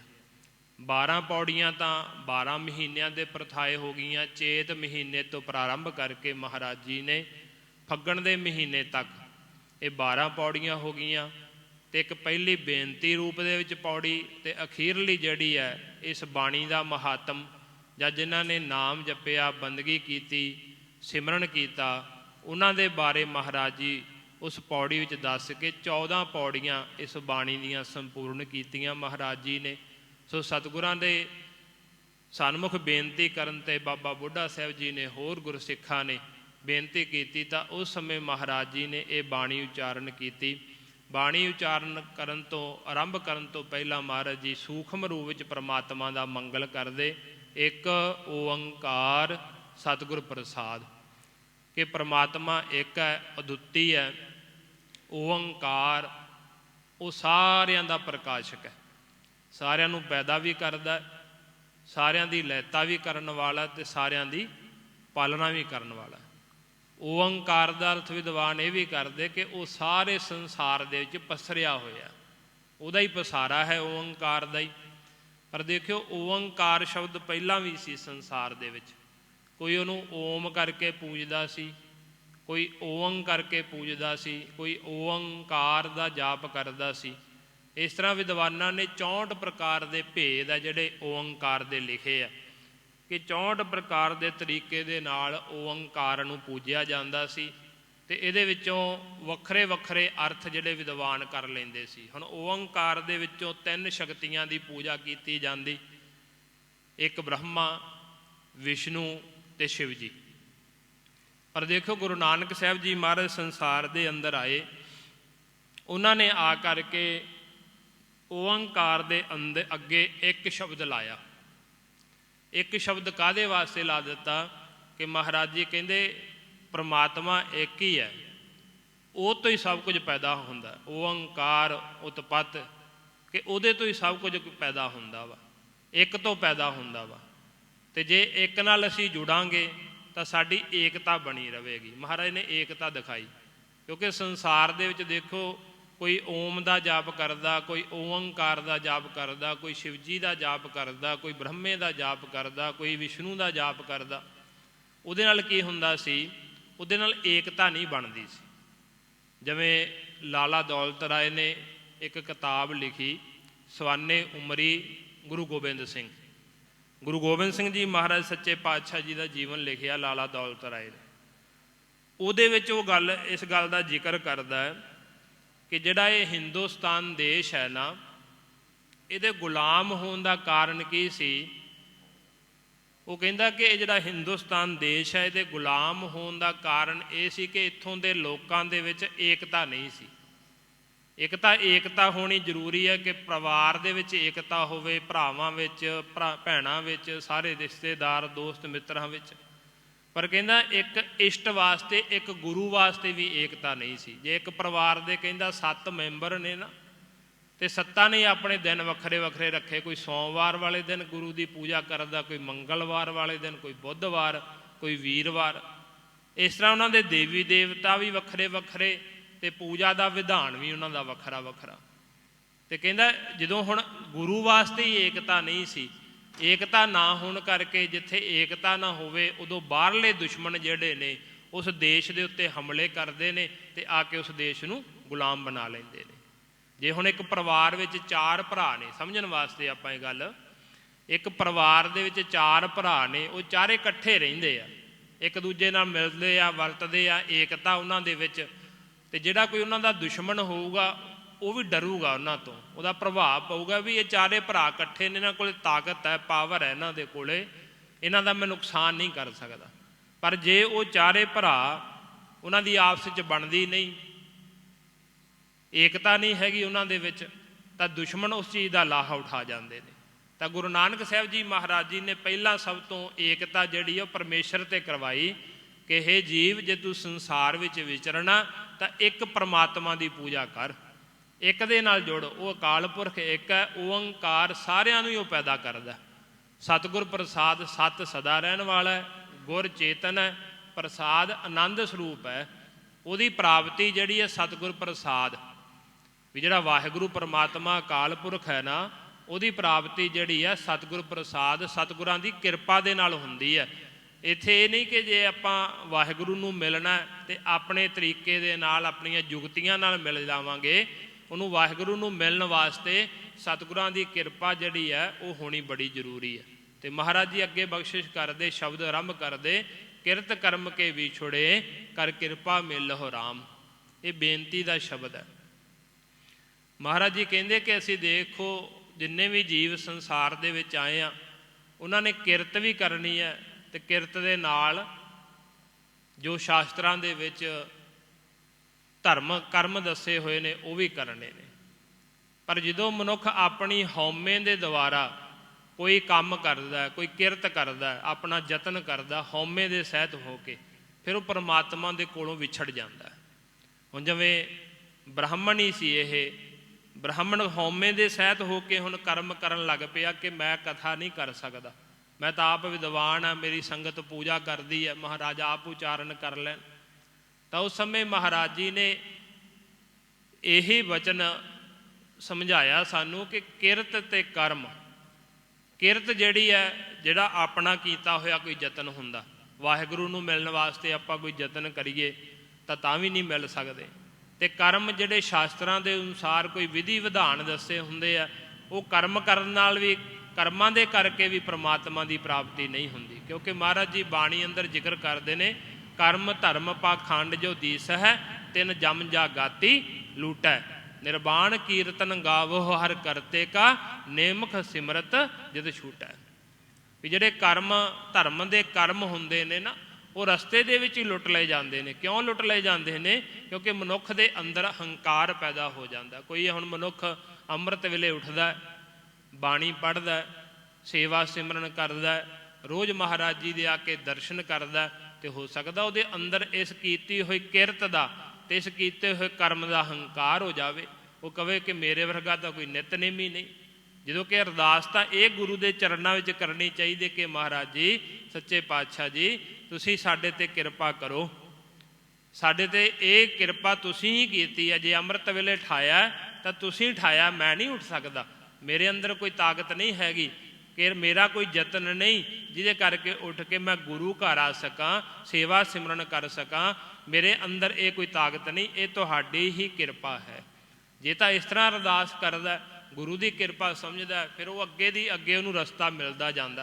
ਅਤੇ ਜੇ ਉਹ ਇਸ ਕੀਤੇ ਹੋਏ ਕਰਮ ਦੇ ਵਿੱਚ ਹੀ ਰਹਿ ਗਿਆ ਕਿ ਮੈਂ ਤਾਂ ਬੜਾ ਨਿਤਨੇਮੀ ਹਾਂ, ਮੇਰੇ ਵਰਗਾ ਤਾਂ ਕੋਈ ਪਾਠ ਹੀ ਨਹੀਂ ਕਰ ਸਕਦਾ, ਮੈਂ ਅੰਮ੍ਰਿਤ ਵੇਲੇ ਉੱਠਦਾ, ਜਿੰਨੇ ਵਜੇ ਮੈਂ ਉੱਠਦਾ ਉਨੇ ਵਜੇ ਕੋਈ ਉੱਠ ਹੀ ਨਹੀਂ ਸਕਦਾ, ਤਾਂ ਫਿਰ ਮਹਾਰਾਜ ਜੀ ਕਹਿੰਦੇ ਉਹ ਕੀਤਾ ਹੋਇਆ ਜਾਂ ਕਰਮ ਹੈ ਨਾ, ਉਹ ਵਿਛੋੜੇ ਦਾ ਕਾਰਨ ਬਣ ਜਾਂਦਾ। ਇਸ ਕਰਕੇ ਮਹਾਰਾਜ ਜੀ ਕਹਿੰਦੇ ਹੈ ਵਾਹਿਗੁਰੂ ਪਰਮਾਤਮਾ ਕਿਰਤ ਕਰਮ ਕੇ ਵਿਛੜੇ, ਅਸੀਂ ਆਪਣੇ ਕੀਤੇ ਹੋਏ ਕਰਮਾਂ ਦੇ ਦੁਆਰਾ ਵਾਹਿਗੁਰੂ ਜੀ ਤੁਹਾਡੇ ਤੋਂ ਵਿਛੜ ਗਏ ਹਾਂ। ਅਤੇ ਵਿਛੜੇ ਵੀ ਕਦੋਂ ਦੇ, ਇੱਕ ਜਨਮ ਦੇ ਨਹੀਂ, ਕਈ ਜਨਮਾਂ ਦਾ ਵਿਛੋੜਾ ਪਿਆ ਹੋਇਆ ਸਾਡਾ। ਪਤਾ ਨਹੀਂ ਕਿੰਨੇ ਜਨਮ ਅਸੀਂ ਪਿੱਛੇ ਭੋਗ ਕਰਕੇ ਆਏ ਹਾਂ, ਕਈ ਜਨਮਾਂਤਰਾਂ ਦੇ ਵਿੱਚ ਦੀ ਲੰਘ ਕਰਕੇ, ਜੀਵਨਾਂ ਦੇ ਵਿੱਚ ਦੀ ਲੰਘ ਕਰਕੇ ਆਏ ਹਾਂ। ਵਾਹਿਗੁਰੂ ਤੇਥੋਂ ਅਸੀਂ ਵਿਛੜੇ ਹੋਏ ਹਾਂ ਆਪਣੇ ਕੀਤੇ ਹੋਏ ਕਰਮਾਂ ਦੇ ਕਰਕੇ। ਅਤੇ ਕਰ ਕਿਰਪਾ ਮਿਲਹੁ ਰਾਮ, ਮਹਾਰਾਜ ਕਹਿੰਦੇ ਉਸ ਵਾਹਿਗੁਰੂ ਦੇ ਅੱਗੇ ਇਹ ਅਰਦਾਸ ਕਰੋ ਕਿ ਹੇ ਵਾਹਿਗੁਰੂ, ਅਸੀਂ ਆਪਣੇ ਕੀਤੇ ਹੋਏ ਕਰਮਾਂ ਦੇ ਕਰਕੇ ਤੈਨੂੰ ਕਦੇ ਵੀ ਮਿਲ ਨਹੀਂ ਸਕਦੇ। ਇੱਥੇ ਇੱਕ ਬੇਨਤੀ ਹੋਰ ਧਿਆਨ ਦੇਣ ਯੋਗ ਹੈ ਇਹ, ਕਿ ਜੇ ਵਾਹਿਗੁਰੂ ਸਾਡੇ ਕੀਤੇ ਹੋਏ ਕਰਮਾਂ ਦੇ ਦੁਆਰਾ ਮਿਲ ਜਾਵੇ ਨਾ, ਫਿਰ ਵਾਹਿਗੁਰੂ ਦੀ ਹੱਦ ਜਿਹੜੀ ਹੈ ਉਹ ਅਸੀਮ ਨਹੀਂ ਹੋ ਸਕਦੀ, ਉਹਨੂੰ ਆਪਾਂ ਬੇਅੰਤ ਨਹੀਂ ਕਹਿ ਸਕਦੇ। ਫਿਰ ਤਾਂ ਕੋਈ ਵੀ ਬੰਦਾ 10 ਦਿਨ ਵਾਹਿਗੁਰੂ ਵਾਹਿਗੁਰੂ ਕਰੇ, ਜਾਂ ਮਹੀਨਾ ਵਾਹਿਗੁਰੂ ਵਾਹਿਗੁਰੂ ਕਰੇ, ਜਾਂ ਕੋਈ ਸਾਲ ਸਿਮਰਨ ਕਰ ਲਵੇ, ਜਾਂ ਕੋਈ 3 ਸਾਲ, ਜਿਵੇਂ ਅੱਜ ਕੱਲ੍ਹ ਕਈ ਲੋਕ ਹੈਗੇ ਉਹ ਕਹਿੰਦੇ ਜੀ ਅਸੀਂ 3 ਸਾਲ ਦਾ ਕੋਰਸ ਕਰਾਉਂਦੇ ਹਾਂ, ਬ੍ਰਹਮ ਗਿਆਨ ਦਾ ਸਰਟੀਫਿਕੇਟ ਦੇ ਦਿੰਦੇ ਆ। ਇਹਦਾ ਮਤਲਬ ਵੀ ਅਸੀਂ ਵਾਹਿਗੁਰੂ ਦੀ ਸੀਮਾ ਮਿਸ ਦਿੱਤੀ। ਬਾਣੀ ਤਾਂ ਕਹਿੰਦੀ ਵਾਹਿਗੁਰੂ ਬੇਅੰਤ ਆ, ਬੇਅੰਤ ਆ, ਬੇਅੰਤ ਗੁਣ ਤੇਰੇ ਕੇਤਕ ਗਾਵਾ ਰਾਮ, ਕਿ ਤੂੰ ਤਾਂ ਬੇਅੰਤ ਆ ਵਾਹਿਗੁਰੂ, ਤੇਰੇ ਕਵਣ ਕਵਣ ਗੁਣ ਕਹਿ ਕਹਿ ਗਾਵਾ, ਤੂੰ ਸਾਹਿਬ ਗੁਣੀ ਨਿਧਾਨਾ, ਤੂੰ ਤਾਂ ਗੁਣਾਂ ਦਾ ਖਜ਼ਾਨਾ ਹੈ, ਤੇਰਾ ਅੰਤ ਨਹੀਂ ਪਾਇਆ ਜਾ ਸਕਦਾ, ਤੂੰ ਅਸੀਮ ਹੈ, ਤੇਰੀ ਕੋਈ ਹੱਦ ਨਹੀਂ ਹੈ। ਅਤੇ ਜੇ ਅਸੀਂ ਉਹਨੂੰ ਮਿਥ ਲਿਆ ਵੀ 3 ਸਾਲਾਂ ਵਿੱਚ ਬ੍ਰਹਮ ਗਿਆਨ ਹੋ ਸਕਦਾ ਕਿਸੇ ਬੰਦੇ ਨੂੰ, ਉਹ ਤਾਂ ਮਿਥਿਆ ਗਿਆ ਨਾ। ਫਿਰ ਵਾਹਿਗੁਰੂ ਦੀ ਸੀਮਾ ਤਾਂ ਕੋਈ ਰਹਿ ਹੀ ਨਹੀਂ ਗਈ, ਉਹ ਬੇਅੰਤ ਰਹਿ ਹੀ ਨਹੀਂ ਗਿਆ, ਉਹਦਾ ਤਾਂ ਕਿਸੇ ਨੇ ਅੰਤ ਪਾ ਲਿਆ। ਅਤੇ ਮਹਾਰਾਜ ਜੀ ਕਹਿੰਦੇ ਉਹਦਾ ਅੰਤ ਕੋਈ ਪਾ ਹੀ ਨਹੀਂ ਸਕਦਾ। ਜਪਜੀ ਸਾਹਿਬ ਦੇ ਅੰਦਰ ਆਪਾਂ ਰੋਜ਼ ਹੀ ਪੜ੍ਹਦੇ, ਅੰਤ ਨਾ ਸਿਫਤੀ ਕਹਿਣ ਨਾ ਅੰਤ, ਅੰਤ ਨਾ ਕਰਨਾ ਦੇਣ ਨਾ ਅੰਤ। ਉਹਦੇ ਵਿੱਚ ਮਹਾਰਾਜ ਜੀ ਨੇ ਬਿਆਨ ਕੀਤਾ ਕਿ ਉਹ ਵਾਹਿਗੁਰੂ ਪਰਮਾਤਮਾ ਦਾ ਸਿਫਤਾਂ ਦੇ ਕਰਕੇ ਵੀ ਅੰਤ ਨਹੀਂ ਪਾਇਆ ਜਾ ਸਕਦਾ, ਕਿਸੇ ਤਰੀਕੇ ਕਰਕੇ ਅਸੀਂ ਉਸ ਵਾਹਿਗੁਰੂ ਦੇ ਤੱਕ ਪਹੁੰਚ ਨਹੀਂ ਸਕਦੇ। ਹਾਂ, ਪਹੁੰਚਣ ਦਾ ਇੱਕੋ ਇੱਕ ਤਰੀਕਾ ਹੈ, ਉਹ ਕੀ ਹੈ? ਸਤਿਗੁਰ ਪ੍ਰਸਾਦ, ਵੀ ਸਤਿਗੁਰਾਂ ਦੀ ਪ੍ਰਸਾਦ ਕਿਰਪਾ ਲੈਣੀ। ਹੁਣ ਪ੍ਰਸਾਦ ਦੇਖਿਓ, ਪ੍ਰਸਾਦ ਦਾ ਅਰਥ ਆਪਾਂ, ਇੱਕ ਹੁੰਦਾ ਕੜਾਹ ਪ੍ਰਸ਼ਾਦ, ਉਹ ਜਿਹੜਾ ਪ੍ਰਸਾਦ ਸ਼ਬਦ ਹੈ ਨਾ, ਉਹਦੇ ਸੱਸੇ ਦੇ ਪੈਰ 'ਚ ਬਿੰਦੀ ਲਾ ਕੇ ਆਪਾਂ ਬੋਲਦੇ ਪ੍ਰਸ਼ਾਦ, ਪਰ ਪ੍ਰਸਾਦ ਸ਼ਬਦ ਇੱਥੇ ਕਿਰਪਾ, ਵੀ ਗੁਰੂ ਦੀ ਕਿਰਪਾ ਲੈਣੀ ਹੈ ਅਸੀਂ। ਅਤੇ ਉਹ ਕਿਰਪਾ ਕਿਵੇਂ ਮਿਲਦੀ ਹੈ? ਉਹ ਗੁਰੂ ਕੋਲ ਆ ਕੇ ਬੈਠਾਂਗੇ, ਗੁਰੂ ਦੇ ਬਚਨ ਸੁਣਾਂਗੇ, ਬਾਣੀ ਨੂੰ ਸੁਣਾਂਗੇ, ਗੁਰ ਇਤਿਹਾਸ ਸੁਣਾਂਗੇ, ਕਥਾ ਕੀਰਤਨ ਸੁਣਾਂਗੇ, ਉਹ ਬਚਨਾਂ ਦੇ ਦੁਆਰਾ ਸਾਡੇ ਅੰਦਰ ਗੁਰੂ ਦੀ ਕਿਰਪਾ ਵਰਤੇਗੀ। ਜਿਵੇਂ ਅਖੀਰ 'ਤੇ ਕੜਾਹ ਪ੍ਰਸ਼ਾਦ ਦੀ ਦੀਵਾਨ ਦੀ ਸਮਾਪਤੀ 'ਤੇ ਕੜਾਹ ਪ੍ਰਸ਼ਾਦ ਦੀ ਦੇਗ ਵਰਤਦੀ, ਅਤੇ ਜਦੋਂ ਕੋਈ ਰਹਿ ਜਾਂਦਾ ਤਾਂ ਉਦੋਂ ਕਹਿੰਦਾ ਕਿ ਬਾਬਾ ਜੀ ਮੈਂ ਰਹਿ ਗਿਆ, ਮੈਨੂੰ ਦੇਗ ਨਹੀਂ ਮਿਲੀ, ਪ੍ਰਸ਼ਾਦ ਨਹੀਂ ਮਿਲਿਆ ਮੈਨੂੰ। ਪਰ ਇਸ ਤਰ੍ਹਾਂ ਕੋਈ ਦੁਨੀਆ ਵਿੱਚ ਇਹੋ ਜਿਹਾ ਬੰਦਾ ਨਹੀਂ ਹੁੰਦਾ, ਮਨੁੱਖ ਨਹੀਂ, ਜਿਹੜਾ ਆ ਕੇ ਗੁਰੂ ਨੂੰ ਕਵੇ ਕਿ ਮਹਾਰਾਜ ਮੈਂ ਤੁਹਾਡੀ ਕਿਰਪਾ ਦਾ ਪਾਤਰ ਨਹੀਂ ਬਣਿਆ ਹਜੇ ਤੱਕ, ਮੈਨੂੰ ਤੁਹਾਡੀ ਕਿਰਪਾ ਨਹੀਂ ਮਿਲੀ। ਇਸ ਕਰਕੇ ਮਹਾਰਾਜ ਦੀ ਸਾਰੀ ਬਾਣੀ ਵਿੱਚ ਤੁਸੀਂ ਜਦੋਂ ਬਚਨ ਪੜ੍ਹੋਗੇ ਨਾ, ਉੱਥੇ ਇਹੀ ਗੱਲ ਆਵੇਗੀ ਕਿ ਹੇ ਜੀਵ ਤੂੰ ਵਾਹਿਗੁਰੂ ਦੀ ਕਿਰਪਾ ਮੰਗ। ਇਸ ਕਰਕੇ ਮਹਾਰਾਜ ਜੀ ਇੱਥੇ ਕਹਿੰਦੇ ਕਰ ਕਿਰਪਾ ਮਿਲਹੁ ਰਾਮ, ਹੇ ਮੇਰੇ ਰਾਮ, ਰਮੇ ਹੋਏ ਰਮੰਤੀ ਰਾਮਾ ਵਾਹਿਗੁਰੂ ਸਾਡੇ 'ਤੇ ਕਿਰਪਾ ਕਰ, ਅਸੀਂ ਆਪਣੇ ਕੀਤੇ ਹੋਏ ਕਰਮਾਂ ਕਰਕੇ ਤੈਨੂੰ ਮਿਲ ਨਹੀਂ ਸਕਦੇ, ਤੇਰੇ ਤੋਂ ਸਾਡਾ ਵਿਛੋੜਾ ਪਿਆ ਹੋਇਆ, ਆਪ ਕਿਰਪਾ ਕਰਕੇ ਸਾਨੂੰ ਮਿਲਣਾ ਕਰੋ। 4 ਕੁੰਟ ਦਹ ਦਿਸ ਭ੍ਰਮੇ ਥਾਕ ਆਏ ਪ੍ਰਭ ਕੀ ਸਾਮ। ਜਦੋਂ ਮਨੁੱਖ ਦੇ ਅੰਦਰ ਕਿਸੇ ਚੀਜ਼ ਦੀ ਲੋੜ ਪੈਦਾ ਹੁੰਦੀ ਹੈ ਨਾ, ਦਾਸ ਕਈ ਵਾਰ ਬੇਨਤੀ ਕਰਦਾ ਹੁੰਦਾ ਕਿ ਹਰ ਮਨੁੱਖ ਦੀ ਕੋਈ ਨਾ ਕੋਈ ਲੋੜ ਹੁੰਦੀ, ਜ਼ਰੂਰਤ ਹੁੰਦੀ ਹੈ, ਅਤੇ ਜਿਹੜੀ ਚੀਜ਼ ਦੀ ਉਹਨੂੰ ਲੋੜ ਹੁੰਦੀ ਹੈ, ਜ਼ਰੂਰਤ ਹੁੰਦੀ ਹੈ, ਉਹਦੀ ਕੀਮਤ ਵੀ ਉਹਨੂੰ ਪਤਾ ਹੁੰਦੀ ਹੈ। ਅਤੇ ਜਿਹੜੀ ਚੀਜ਼ ਦੀ ਇਹਨੂੰ ਕੀਮਤ ਪਤਾ, ਵਸਤੂ ਦੀ ਕੀਮਤ ਪਤਾ ਅਤੇ ਲੋੜ ਹੈ, ਉਹਦੀ ਖੋਜ ਵਿੱਚ ਹੀ ਉਹ ਨਿਕਲਦਾ। ਜ਼ਰੂਰੀ ਨਹੀਂ ਕਿ ਸਾਰਿਆਂ ਨੂੰ ਪਰਮਾਤਮਾ ਦੀ ਖੋਜ ਹੀ ਹੈ। ਵੀ ਆਪਾਂ ਗੁਰੂ ਘਰ ਵੀ ਆਉਂਦੇ ਹਾਂ, ਦੇਖਦੇ ਹਾਂ ਕਿ ਗੁਰੂ ਘਰ ਦੇ ਵਿੱਚ ਬਹੁਤ ਸੰਗਤ ਆਉਂਦੀ ਹੈ, ਪਰ ਸਾਰੀ ਸੰਗਤ ਦੇ ਵਿੱਚ ਸਾਰਿਆਂ ਦੇ ਮਨ ਵਿੱਚ ਇਹ ਨਹੀਂ ਹੁੰਦਾ ਕਿ ਅਸੀਂ ਪਰਮਾਤਮਾ ਦੀ ਪ੍ਰਾਪਤੀ ਕਰਨੀ ਹੈ। ਕੋਈ ਦੁੱਧ ਵਾਸਤੇ ਆਉਂਦਾ, ਕੋਈ ਪੁੱਤ ਵਾਸਤੇ ਆਉਂਦਾ, ਕੋਈ ਕਾਰੋਬਾਰ ਦੀ ਤਰੱਕੀ ਵਾਸਤੇ ਆਉਂਦਾ, ਕੋਈ ਧਨ ਦੌਲਤ ਵਾਸਤੇ ਆਉਂਦਾ, ਕੋਈ ਸਰੀਰਕ ਸੁੱਖ ਸ਼ਾਂਤੀ ਵਾਸਤੇ ਆਉਂਦਾ। ਭਾਵ ਕਿ ਅਸੀਂ ਆਪਣੀ ਜਿਹੜੀ ਚੀਜ਼ ਦੀ ਸਾਨੂੰ ਜ਼ਰੂਰਤ ਹੈ ਨਾ, ਲੋੜ ਹੈ, ਅਤੇ ਜਿਹਦੀ ਕੀਮਤ ਦਾ ਸਾਨੂੰ ਪਤਾ ਹੈ, ਉਹ ਚੀਜ਼ ਗੁਰੂ ਕੋਲੋਂ ਅਸੀਂ ਲੈਣ ਵਾਸਤੇ ਆਉਂਦੇ ਹਾਂ। ਉਸ ਤਰ੍ਹਾਂ ਹੀ ਜਿਹੜੇ ਮਨੁੱਖ ਨੂੰ ਪਰਮਾਤਮਾ ਬਾਰੇ ਪਤਾ ਹੈ ਕਿ ਅਸੀਂ ਪਰਮਾਤਮਾ ਨੂੰ ਮਿਲਣਾ, ਸਾਡਾ ਜੀਵਨ ਹੀ ਤਾਂ ਸਫਲ ਹੈ, ਕਿਉਂਕਿ ਮਹਾਰਾਜ ਜੀ ਬਾਣੀ ਅੰਦਰ ਬਚਨ ਕਰਦੇ ਨਾ, ਭਈ ਪ੍ਰਾਪਤ ਮਾਨੁਖ ਦੇਹੁਰੀਆ, ਗੋਬਿੰਦ ਮਿਲਣ ਕੀ ਇਹ ਤੇਰੀ ਬਰੀਆ, ਅਵਰ ਕਾਜ ਤੇਰਾ ਕਿਤੈ ਨਾ ਕਾਮ, ਮਿਲ ਸਾਧ ਸੰਗਤ ਭਜ ਕੇਵਲ ਨਾਮ। ਸਾਡੇ ਮਨੁੱਖਾ ਜੀਵਨ ਦਾ ਮਨੋਰਥ ਹੀ ਇਹ ਹੈ ਕਿ ਅਸੀਂ ਸੰਸਾਰ ਵਿੱਚ ਆਏ ਹਾਂ ਪਰਮਾਤਮਾ ਨੂੰ ਮਿਲਣ ਵਾਸਤੇ। ਪਰ ਹਰ ਕਿਸੇ ਨੂੰ ਇਸ ਮਨੋਰਥ ਦੀ ਸਮਝ ਨਹੀਂ ਆਉਂਦੀ, ਹਰ ਕਿਸੇ ਨੂੰ ਇਸ ਮਨੋਰਥ ਦੀ ਸਮਝ ਨਹੀਂ ਹੈਗੀ। ਜਿਹਨੂੰ ਸਮਝ ਪੈ ਜਾਂਦੀ ਹੈ ਫਿਰ ਉਹ ਪਰਮਾਤਮਾ ਦੀ ਖੋਜ ਵਿੱਚ ਨਿਕਲਦਾ, ਅਤੇ ਜਦੋਂ ਖੋਜ ਵਿੱਚ ਨਿਕਲਦਾ ਨਾ, ਅਤੇ ਪਰਮਾਤਮਾ ਦੇ ਰਸਤੇ 'ਤੇ ਚੱਲਦਿਆਂ ਹੋਇਆਂ ਕਈ ਤਰ੍ਹਾਂ ਦੇ ਲੋਕ ਇਹਨੂੰ ਮਿਲਦੇ ਆ ਅਤੇ ਕਈ ਤਰ੍ਹਾਂ ਦੇ ਕਰਮ ਕਰਦਾ। ਅਤੇ ਇਸ ਕਰਕੇ ਮਹਾਰਾਜ ਜੀ ਕਹਿੰਦੇ ਆ ਕਿ ਹੇ ਜੀਵ, ਤੂੰ ਵਾਹਿਗੁਰੂ ਦੇ ਚਰਨਾਂ ਨਾਲ ਜੁੜਨਾ ਕਰ, ਅਤੇ ਇਸ ਤਰ੍ਹਾਂ ਬੇਨਤੀਆਂ ਕਰਿਆ ਕਰ ਉਸ ਵਾਹਿਗੁਰੂ ਦੇ ਚਰਨਾਂ ਵਿੱਚ ਕਿ ਮਹਾਰਾਜ ਜੀ ਅਸੀਂ ਸਾਰੇ ਪਾਸਿਓਂ ਚਾਰੇ ਕੁੰਟਾਂ ਦੇ ਵਿੱਚ, ਭਾਵ ਪੂਰਬ ਪੱਛਮ ਉੱਤਰ ਦੱਖਣ ਚਾਰੇ ਕੁੰਟਾਂ ਦੇ ਵਿੱਚ, ਦਹਿ ਦਿਸ ਭ੍ਰਮੇ, 10 ਦਿਸ਼ਾਵਾਂ ਦੇ ਵਿੱਚ ਭ੍ਰਮ ਕਰਕੇ ਥੱਕ ਕਰਕੇ ਮਹਾਰਾਜ ਜੀ ਆਪ ਜੀ ਦੀ ਸ਼ਰਨ ਵਿੱਚ ਆਏ ਹਾਂ। ਮਹਾਰਾਜ ਕਹਿੰਦੇ ਅਰਦਾਸ ਕਰ, ਜਦੋਂ ਤੂੰ ਸਾਰੇ ਪਾਸਿਓਂ ਨਿਰਾਸ਼ ਹੋ ਜਾਵੇਂ, ਕਿਤੋਂ ਵੀ ਤੈਨੂੰ ਪਰਮਾਤਮਾ ਦੀ ਪ੍ਰਾਪਤੀ ਦਾ ਰਸਤਾ ਨਾ ਮਿਲੇ ਨਾ, ਤਾਂ ਤੂੰ ਉਸ ਵਾਹਿਗੁਰੂ ਦੇ ਅੱਗੇ ਇਸ ਤਰ੍ਹਾਂ ਨਿਮਰਤਾ ਵਿੱਚ ਆ ਕੇ ਬੇਨਤੀ ਕਰੀ ਕਿ ਵਾਹਿਗੁਰੂ ਜੀ ਅਸੀਂ ਤੁਹਾਡੀ ਸ਼ਰਨ ਵਿੱਚ ਆਏ ਹਾਂ। ਹੇ ਵਾਹਿਗੁਰੂ ਪਰਮਾਤਮਾ, ਪ੍ਰਭੂ ਤੂੰ ਸਮਰੱਥ ਹੈ, ਤੇਰੀ ਸ਼ਰਨ ਵਿੱਚ ਆਏ ਹਾਂ, ਅਸੀਂ ਥੱਕ ਗਏ ਹਾਂ, ਟੁੱਟ ਗਏ ਹਾਂ, ਭਰਮ ਕੇ ਭਟਕਦੇ ਹੋਏ, ਭਟਕਣਾ ਵਿੱਚ ਪਏ ਹੋਏ। ਪਿਛਲੇ ਜਨਮਾਂ ਦੇ ਵਿੱਚ ਵੀ ਅਸੀਂ ਭਟਕਦੇ ਰਹੇ, ਕਿਉਂਕਿ ਉਹਦੇ ਹੁਕਮ ਵਿੱਚ ਹੀ ਭਟਕਣਾ ਹੈ ਨਾ, ਅਤੇ ਇਸ ਕਰਕੇ ਭਟਕਦੇ ਹੋਏ ਮਹਾਰਾਜ ਜੀ ਮਨੁੱਖਾ ਜਨਮ ਆਪ ਜੀ ਨੇ ਦਿੱਤਾ, ਤੁਹਾਡੀ ਸ਼ਰਨ ਵਿੱਚ ਆਏ ਆ, ਸਾਡੇ 'ਤੇ ਕਿਰਪਾ ਕਰੋ। ਤੈਨ ਦੁੱਧ ਤੇ ਬਾਹਰੀ ਕਿਤੈ ਨਾ ਆਵੈ ਕਾਮ। ਹੁਣ ਮਹਾਰਾਜ ਜੀ ਇੱਥੇ ਬਾਹਰਲੀਆਂ ਉਦਾਹਰਨਾਂ ਕੁਝ ਦਿੰਦੇ ਆ ਕਿ ਮਹਾਰਾਜ ਕਹਿੰਦੇ ਜਿਵੇਂ ਧੇਨ ਇੱਕ ਗਾਂ ਹੁੰਦੀ ਹੈ ਨਾ, ਗਾਂ ਜਿਹੜੀ ਆ ਉਹਦੀ ਪਾਲਣਾ ਪੋਸਣਾ ਓਨਾ ਚਿਰ ਮਨੁੱਖ ਕਰਦਾ ਜਿੰਨਾ ਚਿਰ ਉਹ ਦੁੱਧ ਦਿੰਦੀ ਆ, ਅਤੇ ਜਦੋਂ ਉਹ ਦੁੱਧ ਦੇਣੋਂ ਹਟ ਜਾਂਦੀ ਹੈ ਤਾਂ ਉਹਦੀ ਕੋਈ ਪਾਲਣਾ ਪੋਸਣਾ ਨਹੀਂ ਕਰਦਾ, ਕੋਈ ਢੰਗ ਨਾਲ ਉਹਨੂੰ ਪੱਠਾ ਆਦਿਕ ਵੀ ਨਹੀਂ ਪਾਉਂਦਾ। ਇਸ ਕਰਕੇ ਮਹਾਰਾਜ ਜੀ ਕਹਿੰਦੇ ਨੇ ਕਿ ਹੇ ਵਾਹਿਗੁਰੂ, ਜਿਸ ਤਰ੍ਹਾਂ ਇੱਕ ਗਾਂ ਦੁੱਧ ਦਿੰਦੀ ਰਵੇ ਤਾਂ ਉਹ ਕੰਮ ਦੀ ਹੈ, ਅਤੇ ਜੇ ਉਹ ਦੁੱਧ ਨਹੀਂ ਦਿੰਦੀ ਤਾਂ ਉਹ ਕਿਸੇ ਵੀ ਕੰਮ ਨਹੀਂ ਆਉਂਦੀ। ਅਤੇ ਮਹਾਰਾਜ ਜੀ ਸਾਡਾ ਵੀ ਜਿਹੜਾ ਮਨੁੱਖਾ ਜੀਵਨ ਹੈ, ਜੇ ਸਾਡੇ ਕੋਲ ਨਾਮ ਰੂਪੀ ਦੁੱਧ ਹੈ, ਜੇ ਸਾਡੇ ਕੋਲ, ਕਿਉਂਕਿ ਦੁੱਧ ਜਿਹੜਾ ਹੈ ਪਰਉਪਕਾਰ ਵਾਲਾ ਕੰਮ ਹੁੰਦਾ, ਦੁੱਧ ਵੀ ਪਰਉਪਕਾਰ ਹੀ ਹੈ ਨਾ, ਅਤੇ ਜੇ ਦੁੱਧ ਹੈ ਨਾਮ ਰੂਪੀ ਸਾਡੇ ਜੀਵਨ ਦੇ ਵਿੱਚ, ਅਸੀਂ ਨਾਮ ਜਪਦੇ ਹਾਂ, ਬੰਦਗੀ ਕਰਦੇ ਹਾਂ, ਸਿਮਰਨ ਕਰਦੇ ਹਾਂ ਮਹਾਰਾਜ, ਤਾਂ ਫਿਰ ਸਾਡਾ ਜੀਵਨ ਜਿਹੜਾ ਉਹ ਸਫਲਾ ਵਾ, ਕਿਸੇ ਕੰਮ ਆ ਜਾਵੇਗਾ। ਪਰ ਜੇ ਸਾਡੇ ਕੋਲ ਨਾਮ ਨਹੀਂ, ਬੰਦਗੀ ਨਹੀਂ, ਸਿਮਰਨ ਨਹੀਂ, ਤਾਂ ਸਾਡਾ ਜੀਵਨ ਜਿਸ ਤਰ੍ਹਾਂ ਇੱਕ ਗਾਂ ਦੁੱਧ ਨਹੀਂ ਦਿੰਦੀ, ਉਹ ਕਿਸੇ ਕੰਮ ਨਹੀਂ ਆਉਂਦੀ, ਉਸ ਤਰ੍ਹਾਂ ਹੀ ਸਾਡਾ ਜੀਵਨ ਵੀ ਕਿਸੇ ਕੰਮ ਨਹੀਂ ਹੈ। ਜਲ ਬਿਨ ਸਾਖ ਕੁਮਲਾਵਤੀ, ਉਪਜੈ ਨਾਹੀ ਦਾਮ। ਇੱਥੇ ਮਹਾਰਾਜ ਜੀ ਇੱਕ ਹੋਰ ਉਦਾਹਰਨ ਦਿੰਦੇ, ਜਿਵੇਂ ਕਹਿੰਦੇ ਫਸਲ ਹੁੰਦੀ ਨਾ ਕੋਈ, ਜਾਂ ਕੋਈ ਆਪਾਂ ਦਰਖਤ ਲਾ ਲਈਏ, ਫੁੱਲ ਬੂਟੇ ਲਾ ਲਈਏ, ਉਹਨਾਂ ਨੂੰ ਪਾਣੀ ਬੜਾ ਜ਼ਰੂਰੀ ਹੁੰਦਾ। ਜੇ ਫਸਲ ਨੂੰ ਵੀ ਪਾਣੀ ਲਾਈਏ ਤਾਂ ਜਿਹੜੀ ਉਹ ਖੇਤੀ ਹੈ, ਜੇ ਉਹਨੂੰ ਸਹੀ ਸਮੇਂ 'ਤੇ ਪਾਣੀ ਮਿਲਦਾ ਰਹੇ ਤਾਂ ਉਹ ਖੇਤੀ ਵੱਧਦੀ ਫੁੱਲਦੀ ਹੈ, ਅਤੇ ਜੇ ਉਹ ਵਧੇਗੀ ਫੁੱਲੇਗੀ, ਸਹੀ ਟਾਈਮ 'ਤੇ ਉਹਨੂੰ ਪਾਣੀ ਮਿਲੇਗਾ, ਅਤੇ ਉਹਦੇ ਤੋਂ ਮਾਇਆ ਵੀ ਘਰ ਦੇ ਵਿੱਚ ਆਵੇਗੀ। ਜਿਵੇਂ ਆਪਾਂ ਵੇਖਦੇ ਹਾਂ ਕਿ ਜਿਹੜੇ ਜ਼ਿਮੀਂਦਾਰ ਲੋਕ ਨੇ ਉਹ ਫਸਲ ਬੀਜਦੇ ਨੇ, ਹੁਣ ਜਿਵੇਂ ਫਸਲ ਪੱਕਣ 'ਤੇ ਆਈ ਹੋਈ ਹੈ, ਕਣਕ ਬੀਜੀ ਹੈ ਲੋਕਾਂ ਨੇ, ਅਤੇ ਹੁਣ ਕਣਕ ਵੱਢਣੀ ਆ, ਅਤੇ ਉਹ ਜੇ ਸਹੀ ਸਮੇਂ 'ਤੇ ਉਹਨਾਂ ਨੇ ਉਹਨੂੰ ਪਾਣੀ ਲਾਉਂਦੇ ਰਹੇ, ਅਤੇ ਜਿਨ੍ਹਾਂ ਨੇ ਸਹੀ ਸਮੇਂ 'ਤੇ ਉਹਦੀ ਦੇਖਭਾਲ ਕੀਤੀ, ਉਹਨੂੰ ਪਾਣੀ ਦਿੱਤਾ, ਅਤੇ ਉਹ ਉਹਨਾਂ ਦੇ ਘਰ ਦੇ ਵਿੱਚ ਉਹ ਫਸਲ ਆਵੇਗੀ, ਉਸ ਫਸਲ ਤੋਂ ਫਿਰ ਮਾਇਆ ਆ ਜਾਵੇਗੀ, ਘਰ ਦੇ ਵਿੱਚ ਧਨ ਆ ਜਾਵੇਗਾ। ਪਰ ਮਹਾਰਾਜ ਇੱਥੇ ਕਹਿੰਦੇ ਜਲ ਬਿਨ ਸਾਖ ਕੁਮਲਾਵਤੀ। ਮਹਾਰਾਜ ਜੀ ਜੇ ਪਾਣੀ ਤੋਂ ਬਿਨਾਂ ਜਿਹੜੀਆਂ ਸਾਖਾਵਾਂ ਨੇ ਨਾ, ਫਸਲਾਂ ਨੇ, ਦਰਖਤ ਨੇ, ਉਹ ਕੁਮਲਾ ਜਾਂਦੀਆਂ ਨੇ ਜੇ ਉਹਨਾਂ ਨੂੰ ਪਾਣੀ ਨਾ ਮਿਲੇ। ਜੇ ਕਿਸੇ ਮਨੁੱਖ ਨੇ ਸਹੀ ਤਰੀਕੇ ਦੇ ਨਾਲ ਪਾਣੀ ਫਸਲ ਨੂੰ ਨਹੀਂ ਲਾਇਆ ਤਾਂ ਉਹ ਉਹਦੇ ਤੋਂ ਜਿਹੜਾ ਫਲ ਪ੍ਰਾਪਤ ਨਹੀਂ ਕਰ ਸਕਦਾ। ਅਤੇ ਇਸ ਕਰਕੇ ਮਹਾਰਾਜ ਜੀ ਕਹਿੰਦੇ ਉਪਜੈ ਨਾਹੀਂ ਦਾਮ, ਅਤੇ ਜਿਹੜੇ ਮਨੁੱਖ ਨੇ ਸਹੀ ਸਮੇਂ 'ਤੇ ਫਸਲ ਨੂੰ ਪਾਣੀ ਨਹੀਂ ਲਾਇਆ, ਉਹਦੀ ਦੇਖਭਾਲ ਨਹੀਂ ਕੀਤੀ, ਅਤੇ ਉਹਦਾ ਫਲ ਨਹੀਂ ਮਿਲਣਾ।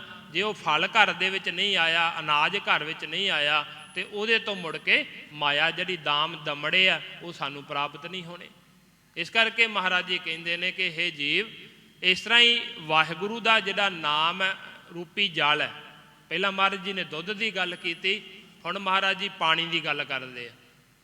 ਮਹਾਰਾਜ ਜੀ ਕਹਿੰਦੇ ਜਿਹੜਾ ਵਾਹਿਗੁਰੂ ਦਾ ਨਾਮ ਹੈ ਉਹ ਪਾਣੀ ਰੂਪ ਹੈ, ਅਤੇ ਜਿਸ ਤਰ੍ਹਾਂ ਫਸਲ ਵਾਸਤੇ ਪਾਣੀ ਬੜਾ ਜ਼ਰੂਰੀ ਹੁੰਦਾ, ਉਹ ਪਾਣੀ ਫਸਲ ਨੂੰ ਲੱਗਦਾ ਅਤੇ ਫਲ ਪ੍ਰਾਪਤ ਹੁੰਦਾ ਅਤੇ ਘਰ ਦੇ ਵਿੱਚ ਦਮੜੇ ਆਉਂਦੇ ਨੇ, ਉਸ ਤਰ੍ਹਾਂ ਹੀ ਜੇ ਵਾਹਿਗੁਰੂ ਦਾ ਨਾਮ ਸਾਡੇ ਕੋਲ ਨਹੀਂ, ਅਸੀਂ ਆਪਣੇ ਸਰੀਰ ਰੂਪੀ ਖੇਤ ਦੇ ਵਿੱਚ ਨਾਮ ਨਹੀਂ ਬੀਜਦੇ, ਕਿਉਂਕਿ ਮਹਾਰਾਜ ਜੀ ਨੇ ਇਸ ਸਰੀਰ ਨੂੰ ਖੇਤ ਕਿਹਾ, ਖੇਤ ਸਰੀਰ ਜੋ ਬੀਜੀ ਹੈ ਅੰਤ ਖਲੋਆ ਆਏ, ਵੀ ਇਹ ਸਰੀਰ ਵੀ ਖੇਤ ਹੈ।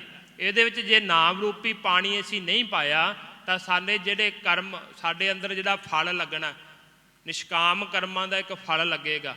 ਫਿਰ ਬ੍ਰਹਮ ਗਿਆਨ ਰੂਪੀ ਮਾਇਆ ਜਿਹੜੀ ਸਾਡੇ ਹਿਰਦੇ ਦੇ ਵਿੱਚ ਆਉਣੀ ਹੈ, ਸਾਨੂੰ ਬ੍ਰਹਮ ਗਿਆਨ ਜਿਹੜਾ ਪ੍ਰਾਪਤ ਹੋਣਾ ਉਹ ਕਦੇ ਪ੍ਰਾਪਤ ਨਹੀਂ ਹੋ ਸਕਦਾ।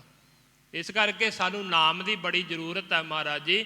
ਜਿਵੇਂ ਪਾਣੀ ਤੋਂ ਬਿਨਾਂ ਫਸਲਾਂ ਸੁੱਕ ਸੜ ਜਾਂਦੀਆਂ ਨੇ, ਉਹ ਤੋਂ ਕੋਈ ਲਾਹਾ ਨਹੀਂ ਲਿਆ ਜਾ ਸਕਦਾ, ਮਾਇਆ ਘਰ ਵਿੱਚ ਨਹੀਂ ਆ ਸਕਦੀ। ਇਸ ਤਰ੍ਹਾਂ ਹੀ ਜੇ ਸਾਡੇ ਅੰਦਰ ਨਾਮ ਨਹੀਂ ਹੈ, ਅਸੀਂ ਵੀ ਸੁੱਕ ਸੜ ਜਾਵਾਂਗੇ ਨਾਮ ਤੋਂ ਬਿਨਾਂ, ਅਤੇ ਸਾਡੇ ਅੰਦਰ ਚੰਗੇ ਗੁਣ ਸਤ, ਸੰਤੋਖ, ਦਇਆ, ਧਰਮ, ਸਹਿਣਸ਼ੀਲਤਾ, ਨਿਮਰਤਾ ਆਦਿਕ ਇਹ ਜਿਹੜੀ ਫਸਲ ਹੈ ਨਾ, ਇਹ ਪੈਦਾ ਨਹੀਂ ਹੋ ਸਕੇਗੀ। ਇਹਨਾਂ ਦੇ ਕਰਕੇ ਫਿਰ ਬ੍ਰਹਮ ਗਿਆਨ ਰੂਪੀ ਦੌਲਤ ਘਰ ਵਿੱਚ ਆਉਂਦੀ ਹੈ, ਉਹ ਵੀ ਨਹੀਂ ਆ ਸਕੇਗੀ। ਇਸ ਕਰਕੇ ਮਹਾਰਾਜ ਜੀ ਜਿਵੇਂ ਜਲ ਤੋਂ ਬਿਨਾਂ ਜਿਹੜੀ ਖੇਤੀ ਸੁੱਕ ਸੜ ਜਾਂਦੀ, ਕਿਸੇ ਕੰਮ ਨਹੀਂ ਆਉਂਦੀ, ਨਾਮ ਤੋਂ ਬਿਨਾਂ ਅਸੀਂ ਵੀ ਮਹਾਰਾਜ ਜੀ ਸੁੱਕ ਸੜ ਗਏ ਹਾਂ, ਕਿਸੇ ਕੰਮ ਨਹੀਂ ਆ ਰਹੇ। ਹਰ ਨਾਹਨ ਮਿਲਿਐ ਸਾਜਨ, ਕਤ ਪਾਈਐ ਬਿਸਰਾਮ। ਮਹਾਰਾਜ ਜੀ ਇੱਥੇ ਜ਼ਿਕਰ ਕਰਦੇ, ਜਿਵੇਂ ਕਹਿੰਦੇ ਇੱਕ ਇਸਤਰੀ ਹੁੰਦੀ ਹੈ ਨਾ, ਅਤੇ ਉਸ ਇਸਤਰੀ ਦਾ ਜਿਹੜਾ ਪਤੀ ਹੁੰਦਾ, ਉਹ ਪਤੀ ਉਹਨੂੰ ਨਾ ਮਿਲੇ, ਕਿਤੇ ਵਿਦੇਸ਼ ਗਿਆ ਹੋਵੇ, ਬਾਹਰ ਗਿਆ ਹੋਵੇ, ਅਤੇ ਉਹਨੂੰ ਨਾ ਮਿਲੇ, ਤਾਂ ਉਹ ਜਿਹੜੀ ਇਸਤਰੀ ਹੈ ਉਹਦੇ ਮਨ ਨੂੰ ਟਿਕਾਊ ਨਹੀਂ ਪ੍ਰਾਪਤ ਹੁੰਦਾ। ਵੀ ਜਿਹੜੀ ਇਸਤਰੀ, ਉਹਦਾ ਪਤੀ ਕਿਤੇ ਬਾਹਰ ਗਿਆ ਹੋਵੇ, ਉਹਦੇ ਮਨ ਵਿੱਚ ਇਹ ਹੀ ਲੱਗਾ ਰਹਿੰਦਾ ਕਿ ਕਦੋਂ ਮੇਰਾ ਪ੍ਰੀਤਮ ਪਿਆਰਾ ਆ ਕੇ ਮੈਨੂੰ ਮਿਲਣਾ ਕਰੇ। ਇਸ ਤਰ੍ਹਾਂ ਹੀ ਉਹ ਵਾਹਿਗੁਰੂ ਪਰਮਾਤਮਾ ਹਰ ਨਾਹ, ਵੀ ਹਰੀ ਪਰਮਾਤਮਾ ਜੋ ਸਾਰਿਆਂ ਨੂੰ ਹਰਿਆ ਭਰਿਆ ਕਰਨ ਵਾਲਾ, ਹਰੀ ਪਰਮਾਤਮਾ ਜਿਹੜਾ ਹੈ ਉਹ ਜੇ ਸਾਨੂੰ ਪ੍ਰਾਪਤ ਨਹੀਂ ਹੁੰਦਾ, ਹਰ ਨਾਹ ਨਾ ਮਿਲੀਏ ਸਾਜਨ ਹੈ, ਜੇ ਉਹ ਸੱਜਣ ਪ੍ਰੀਤਮ ਪਿਆਰਾ ਸਾਨੂੰ ਨਹੀਂ ਮਿਲਿਆ ਨਾ, ਤੇ ਕਤ ਪਾਈਐ ਬਿਸਰਾਮ। ਮਹਾਰਾਜ ਜੀ ਸਾਡਾ ਮਨ ਜਿਹੜਾ ਕਿਵੇਂ ਟਿਕਾਊ ਪਾਵੇਗਾ? ਮਨ ਤਾਂ ਭਟਕਦਾ ਹੀ ਰਹਿੰਦਾ। ਮਨ ਟਿਕਦਾ ਕਿਵੇਂ ਆ? ਮਨ ਟਿਕੇਗਾ ਜੇ ਸਾਡੇ ਕੋਲ ਸਿਮਰਨ ਹੋਵੇਗਾ, ਵਾਹਿਗੁਰੂ ਦਾ ਨਾਮ ਹੋਵੇਗਾ, ਨਹੀਂ ਤੇ ਮਨ ਜਿਹੜਾ ਭਟਕਦਾ ਰਹਿੰਦਾ। ਬਾਣੀ ਅੰਦਰ ਮਹਾਰਾਜ ਜੀ ਨੇ ਮਨ ਦਾ ਜ਼ਿਕਰ ਕਰਦਿਆਂ ਹੋਇਆ ਇਹ ਬਚਨ ਕੀਤੇ, ਕਬਹੂ ਜੀੜਾ ਊਬ ਚੜਤ ਹੈ, ਕਬਹੂ ਜਾਏ ਪਿਆਲੇ, ਲੋਭੀ ਜੀੜਾ ਥਿਰ ਨਾ ਰਹਿਤ ਹੈ, ਚਾਰੇ ਕੁੰਡਾਂ ਭਾਲੇ। ਨਿਮਖ ਮਾਹੇ ਚਾਰ ਕੁੰਟ ਫਿਰ ਆਵੇ। ਮਨ ਦੀ ਹਾਲਤ ਇਹ ਹੈ, ਮਨ ਚੰਚਲ ਹੈ, ਚੱਲ ਚੱਲ ਕਰਦਾ ਰਹਿੰਦਾ, ਸਾਨੂੰ ਭਟਕਾਉਂਦਾ ਰਹਿੰਦਾ। ਕਦੇ ਕਿਤੇ ਚਲੇ ਗਿਆ ਮਨ। ਕਈ ਵਾਰ ਬੈਠੇ ਤਾਂ ਆਪਾਂ ਗੁਰੂ ਦੀ ਹਜ਼ੂਰੀ ਵਿੱਚ ਹੀ ਹੁੰਦੇ ਹਾਂ, ਕੋਈ ਬਾਣੀ ਪੜ੍ਹਦਾ ਹੁੰਦਾ, ਕੋਈ ਸਿਮਰਨ ਕਰ ਰਿਹਾ ਹੁੰਦਾ, ਪਰ ਉਹਦਾ ਮਨ ਜਿਹੜਾ ਕਿਤੇ ਹੋਰ ਤੁਰਿਆ ਫਿਰਦਾ ਹੁੰਦਾ। ਜਿਵੇਂ ਆਪਾਂ ਇਤਿਹਾਸ ਦੇ ਵਿੱਚ ਵੀ ਪੜ੍ਹਦੇ ਸੁਣਦੇ ਆ ਨਾ, ਕਿ ਗੁਰੂ ਨਾਨਕ ਸਾਹਿਬ ਜੀ ਮਹਾਰਾਜ ਸੱਚੇ ਪਾਤਸ਼ਾਹ ਜੀ ਨੇ ਅੰਤਰਜਾਮਤਾ ਦੇ ਨਾਲ ਕਾਜੀ ਨੂੰ ਤੇ ਨਵਾਬ ਨੂੰ ਨਮਾਜ਼ ਪੜ੍ਹਨੀ ਸਿਖਾਈ। ਸੁਲਤਾਨਪੁਰ ਲੋਧੀ ਦੀ ਧਰਤੀ ਦੇ ਉੱਤੇ ਅੰਤਰਜਾਮਤਾ ਗੁਰਦੁਆਰਾ ਸਾਹਿਬ ਬਣਿਆ ਹੋਇਆ, ਅਤੇ ਉੱਥੇ ਮਹਾਰਾਜ ਜੀ ਦੇ ਮਸੀਤ ਵਿੱਚ ਨਮਾਜ਼ ਪੜ੍ਹਨ ਵਾਸਤੇ ਗਏ ਸੀ। ਉਹਨਾਂ ਨੂੰ ਮਨ ਦੀ ਹਾਜ਼ਰੀ ਦੱਸੀ ਮਹਾਰਾਜ ਜੀ ਨੇ ਕਿ ਮਨ ਦੀ ਹਾਜ਼ਰੀ ਬੜੀ ਜ਼ਰੂਰੀ ਹੈ। ਜਿੱਥੇ ਤਨ ਦੀ ਹਾਜ਼ਰੀ ਜ਼ਰੂਰੀ ਹੈ ਨਾ, ਉੱਥੇ ਮਨ ਦੀ ਹਾਜ਼ਰੀ ਵੀ ਬੜੀ ਜ਼ਰੂਰੀ ਹੈ। ਤਨ ਤਾਂ ਹਾਜ਼ਰ ਹੋ ਜਾਂਦਾ, ਗੁਰੂ ਘਰ ਆ ਕੇ ਸੇਵਾ ਵੀ ਕਰਦਾ, ਸਿਮਰਨ ਵੀ ਕਰਦਾ, ਸਤ ਸੰਗਤ ਵਿੱਚ ਵੀ ਆ ਕੇ ਬੈਠਦਾ, ਪਰ ਜਿਹੜਾ ਮਨ ਹੈ ਨਾ, ਉਹ ਥੋੜ੍ਹਾ ਜਿਹਾ ਛੇਤੀ ਵੱਸ ਵਿੱਚ ਨਹੀਂ ਆਉਂਦਾ। ਉਹ ਗੁਰੂ ਦੀ ਸੰਗਤ ਦਾ ਰੰਗ ਉੱਤੇ ਥੋੜ੍ਹਾ ਜਿਹਾ ਛੇਤੀ ਨਹੀਂ ਚੜ੍ਹਦਾ, ਕਿਉਂਕਿ ਉਹ ਸਾਨੂੰ ਤੋਰੀ ਫਿਰਦਾ ਰਹਿੰਦਾ। ਉਹ ਕਹਿੰਦਾ ਗੁਰੂ ਘਰ ਜਾ ਕੇ ਤੂੰ ਕਰਨਾ ਕੀ ਆ? ਜੇ ਇੱਥੇ ਵੀ ਮਨੁੱਖ ਆ ਕੇ ਬੈਠ ਜਾਂਦਾ ਅਤੇ ਉਹਦਾ ਮਨ ਜਿਹੜਾ ਉਹ ਬਾਹਰ ਹੀ ਤੁਰਿਆ ਫਿਰਦਾ ਰਹਿੰਦਾ। ਉਵੇਂ ਉਹ ਕਾਜੀ ਅਤੇ ਨਵਾਬ ਦਾ ਤੁਰਿਆ ਫਿਰਦਾ ਸੀ।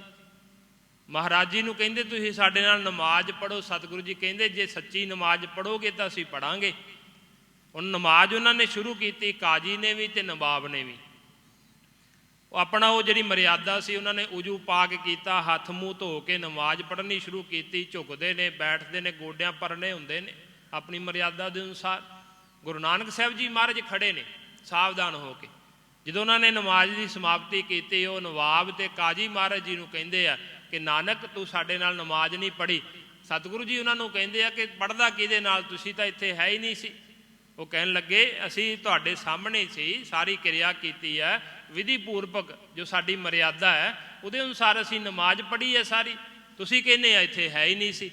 ਮਹਾਰਾਜ ਜੀ ਉਹਨੂੰ ਕਹਿਣ ਲੱਗੇ ਆ, ਨਵਾਬ ਨੂੰ ਕਹਿਣ ਲੱਗੇ ਆ, ਨਵਾਬ ਤੂੰ ਇੱਥੇ ਨਹੀਂ ਸੀ, ਸਰੀਰ ਕਰਕੇ ਜ਼ਰੂਰ ਤੂੰ ਇੱਥੇ ਬੈਠਾ ਹੋਇਆ ਸੀ, ਪਰ ਤੇਰਾ ਜਿਹੜਾ ਮਨ ਹੈ ਨਾ, ਉਹ ਮਨ ਕਾਬਲ ਦੇ ਵਿੱਚ ਘੋੜੀਆਂ ਖਰੀਦਦਾ ਪਿਆ ਸੀ। ਤੂੰ ਤਾਂ ਉੱਥੇ ਘੋੜੀਆਂ ਵੇਖਦਾ ਫਿਰਦਾ ਸੀ ਵਧੀਆ ਵਧੀਆ, ਵੀ ਆਹ ਘੋੜੀ ਮੈਂ ਖਰੀਦ ਲਵਾਂ ਤਾਂ ਮੇਰੇ ਰਾਜ ਭਾਗ ਦੇ ਵਿੱਚ ਇਹ ਘੋੜੀ ਵਧੀਆ ਰਹੇਗੀ। ਜਦੋਂ ਮਹਾਰਾਜ ਜੀ ਨੇ ਅੰਤਰਜਾਮਤਾ ਦੇ ਨਾਲ ਉਹਦੇ ਅੰਦਰ ਦੀ ਗੱਲ ਦੱਸ ਦਿੱਤੀ, ਤਾਂ ਉਹ ਮਹਾਰਾਜ ਜੀ ਦੇ ਅੱਗੇ ਹੱਥ ਜੋੜ ਕੇ ਖੜ ਗਿਆ, ਕਹਿਣ ਲੱਗਾ ਮਹਾਰਾਜ ਜੀ ਸਤ ਵਚਨ ਤੁਸੀਂ ਠੀਕ ਕਹਿੰਦੇ ਹੋ ਕਿ ਹਾਂ ਵਾਕਈ ਮੇਰਾ ਮਨ ਇੱਥੇ ਨਹੀਂ ਸੀ, ਮੈਂ ਤਾਂ ਕਾਬਲ ਤੁਰਿਆ ਫਿਰਦਾ ਸੀ। ਅਤੇ ਉਹ ਕਾਜੀ ਥੋੜ੍ਹਾ ਜਿਹਾ ਹੰਕਾਰ ਵਿੱਚ ਕਹਿਣ ਲੱਗਾ, ਜੇ ਨਵਾਬ ਨੇ ਨਮਾਜ਼ ਸਹੀ ਨਹੀਂ ਪੜ੍ਹੀ ਤੁਸੀਂ ਮੇਰੇ ਨਾਲ ਪੜ੍ਹ ਲੈਂਦੇ। ਨਵਾਬ ਅੱਗੋਂ ਕਹਿੰਦਾ ਉਹਨੂੰ ਕਾਜੀ ਨੂੰ ਕਿ ਕਾਜੀ ਤੂੰ ਚੁੱਪ ਕਰ ਜਾ, ਇਹ ਅੰਦਰ ਦੀਆਂ ਜਾਣਦਾ, ਇਹ ਇਕੱਲੀਆਂ ਬਾਹਰੋਂ ਨਹੀਂ ਵੇਖਦਾ, ਇਹ ਅੰਤਰਜਾਮੀ ਸਤਿਗੁਰ ਹੈ।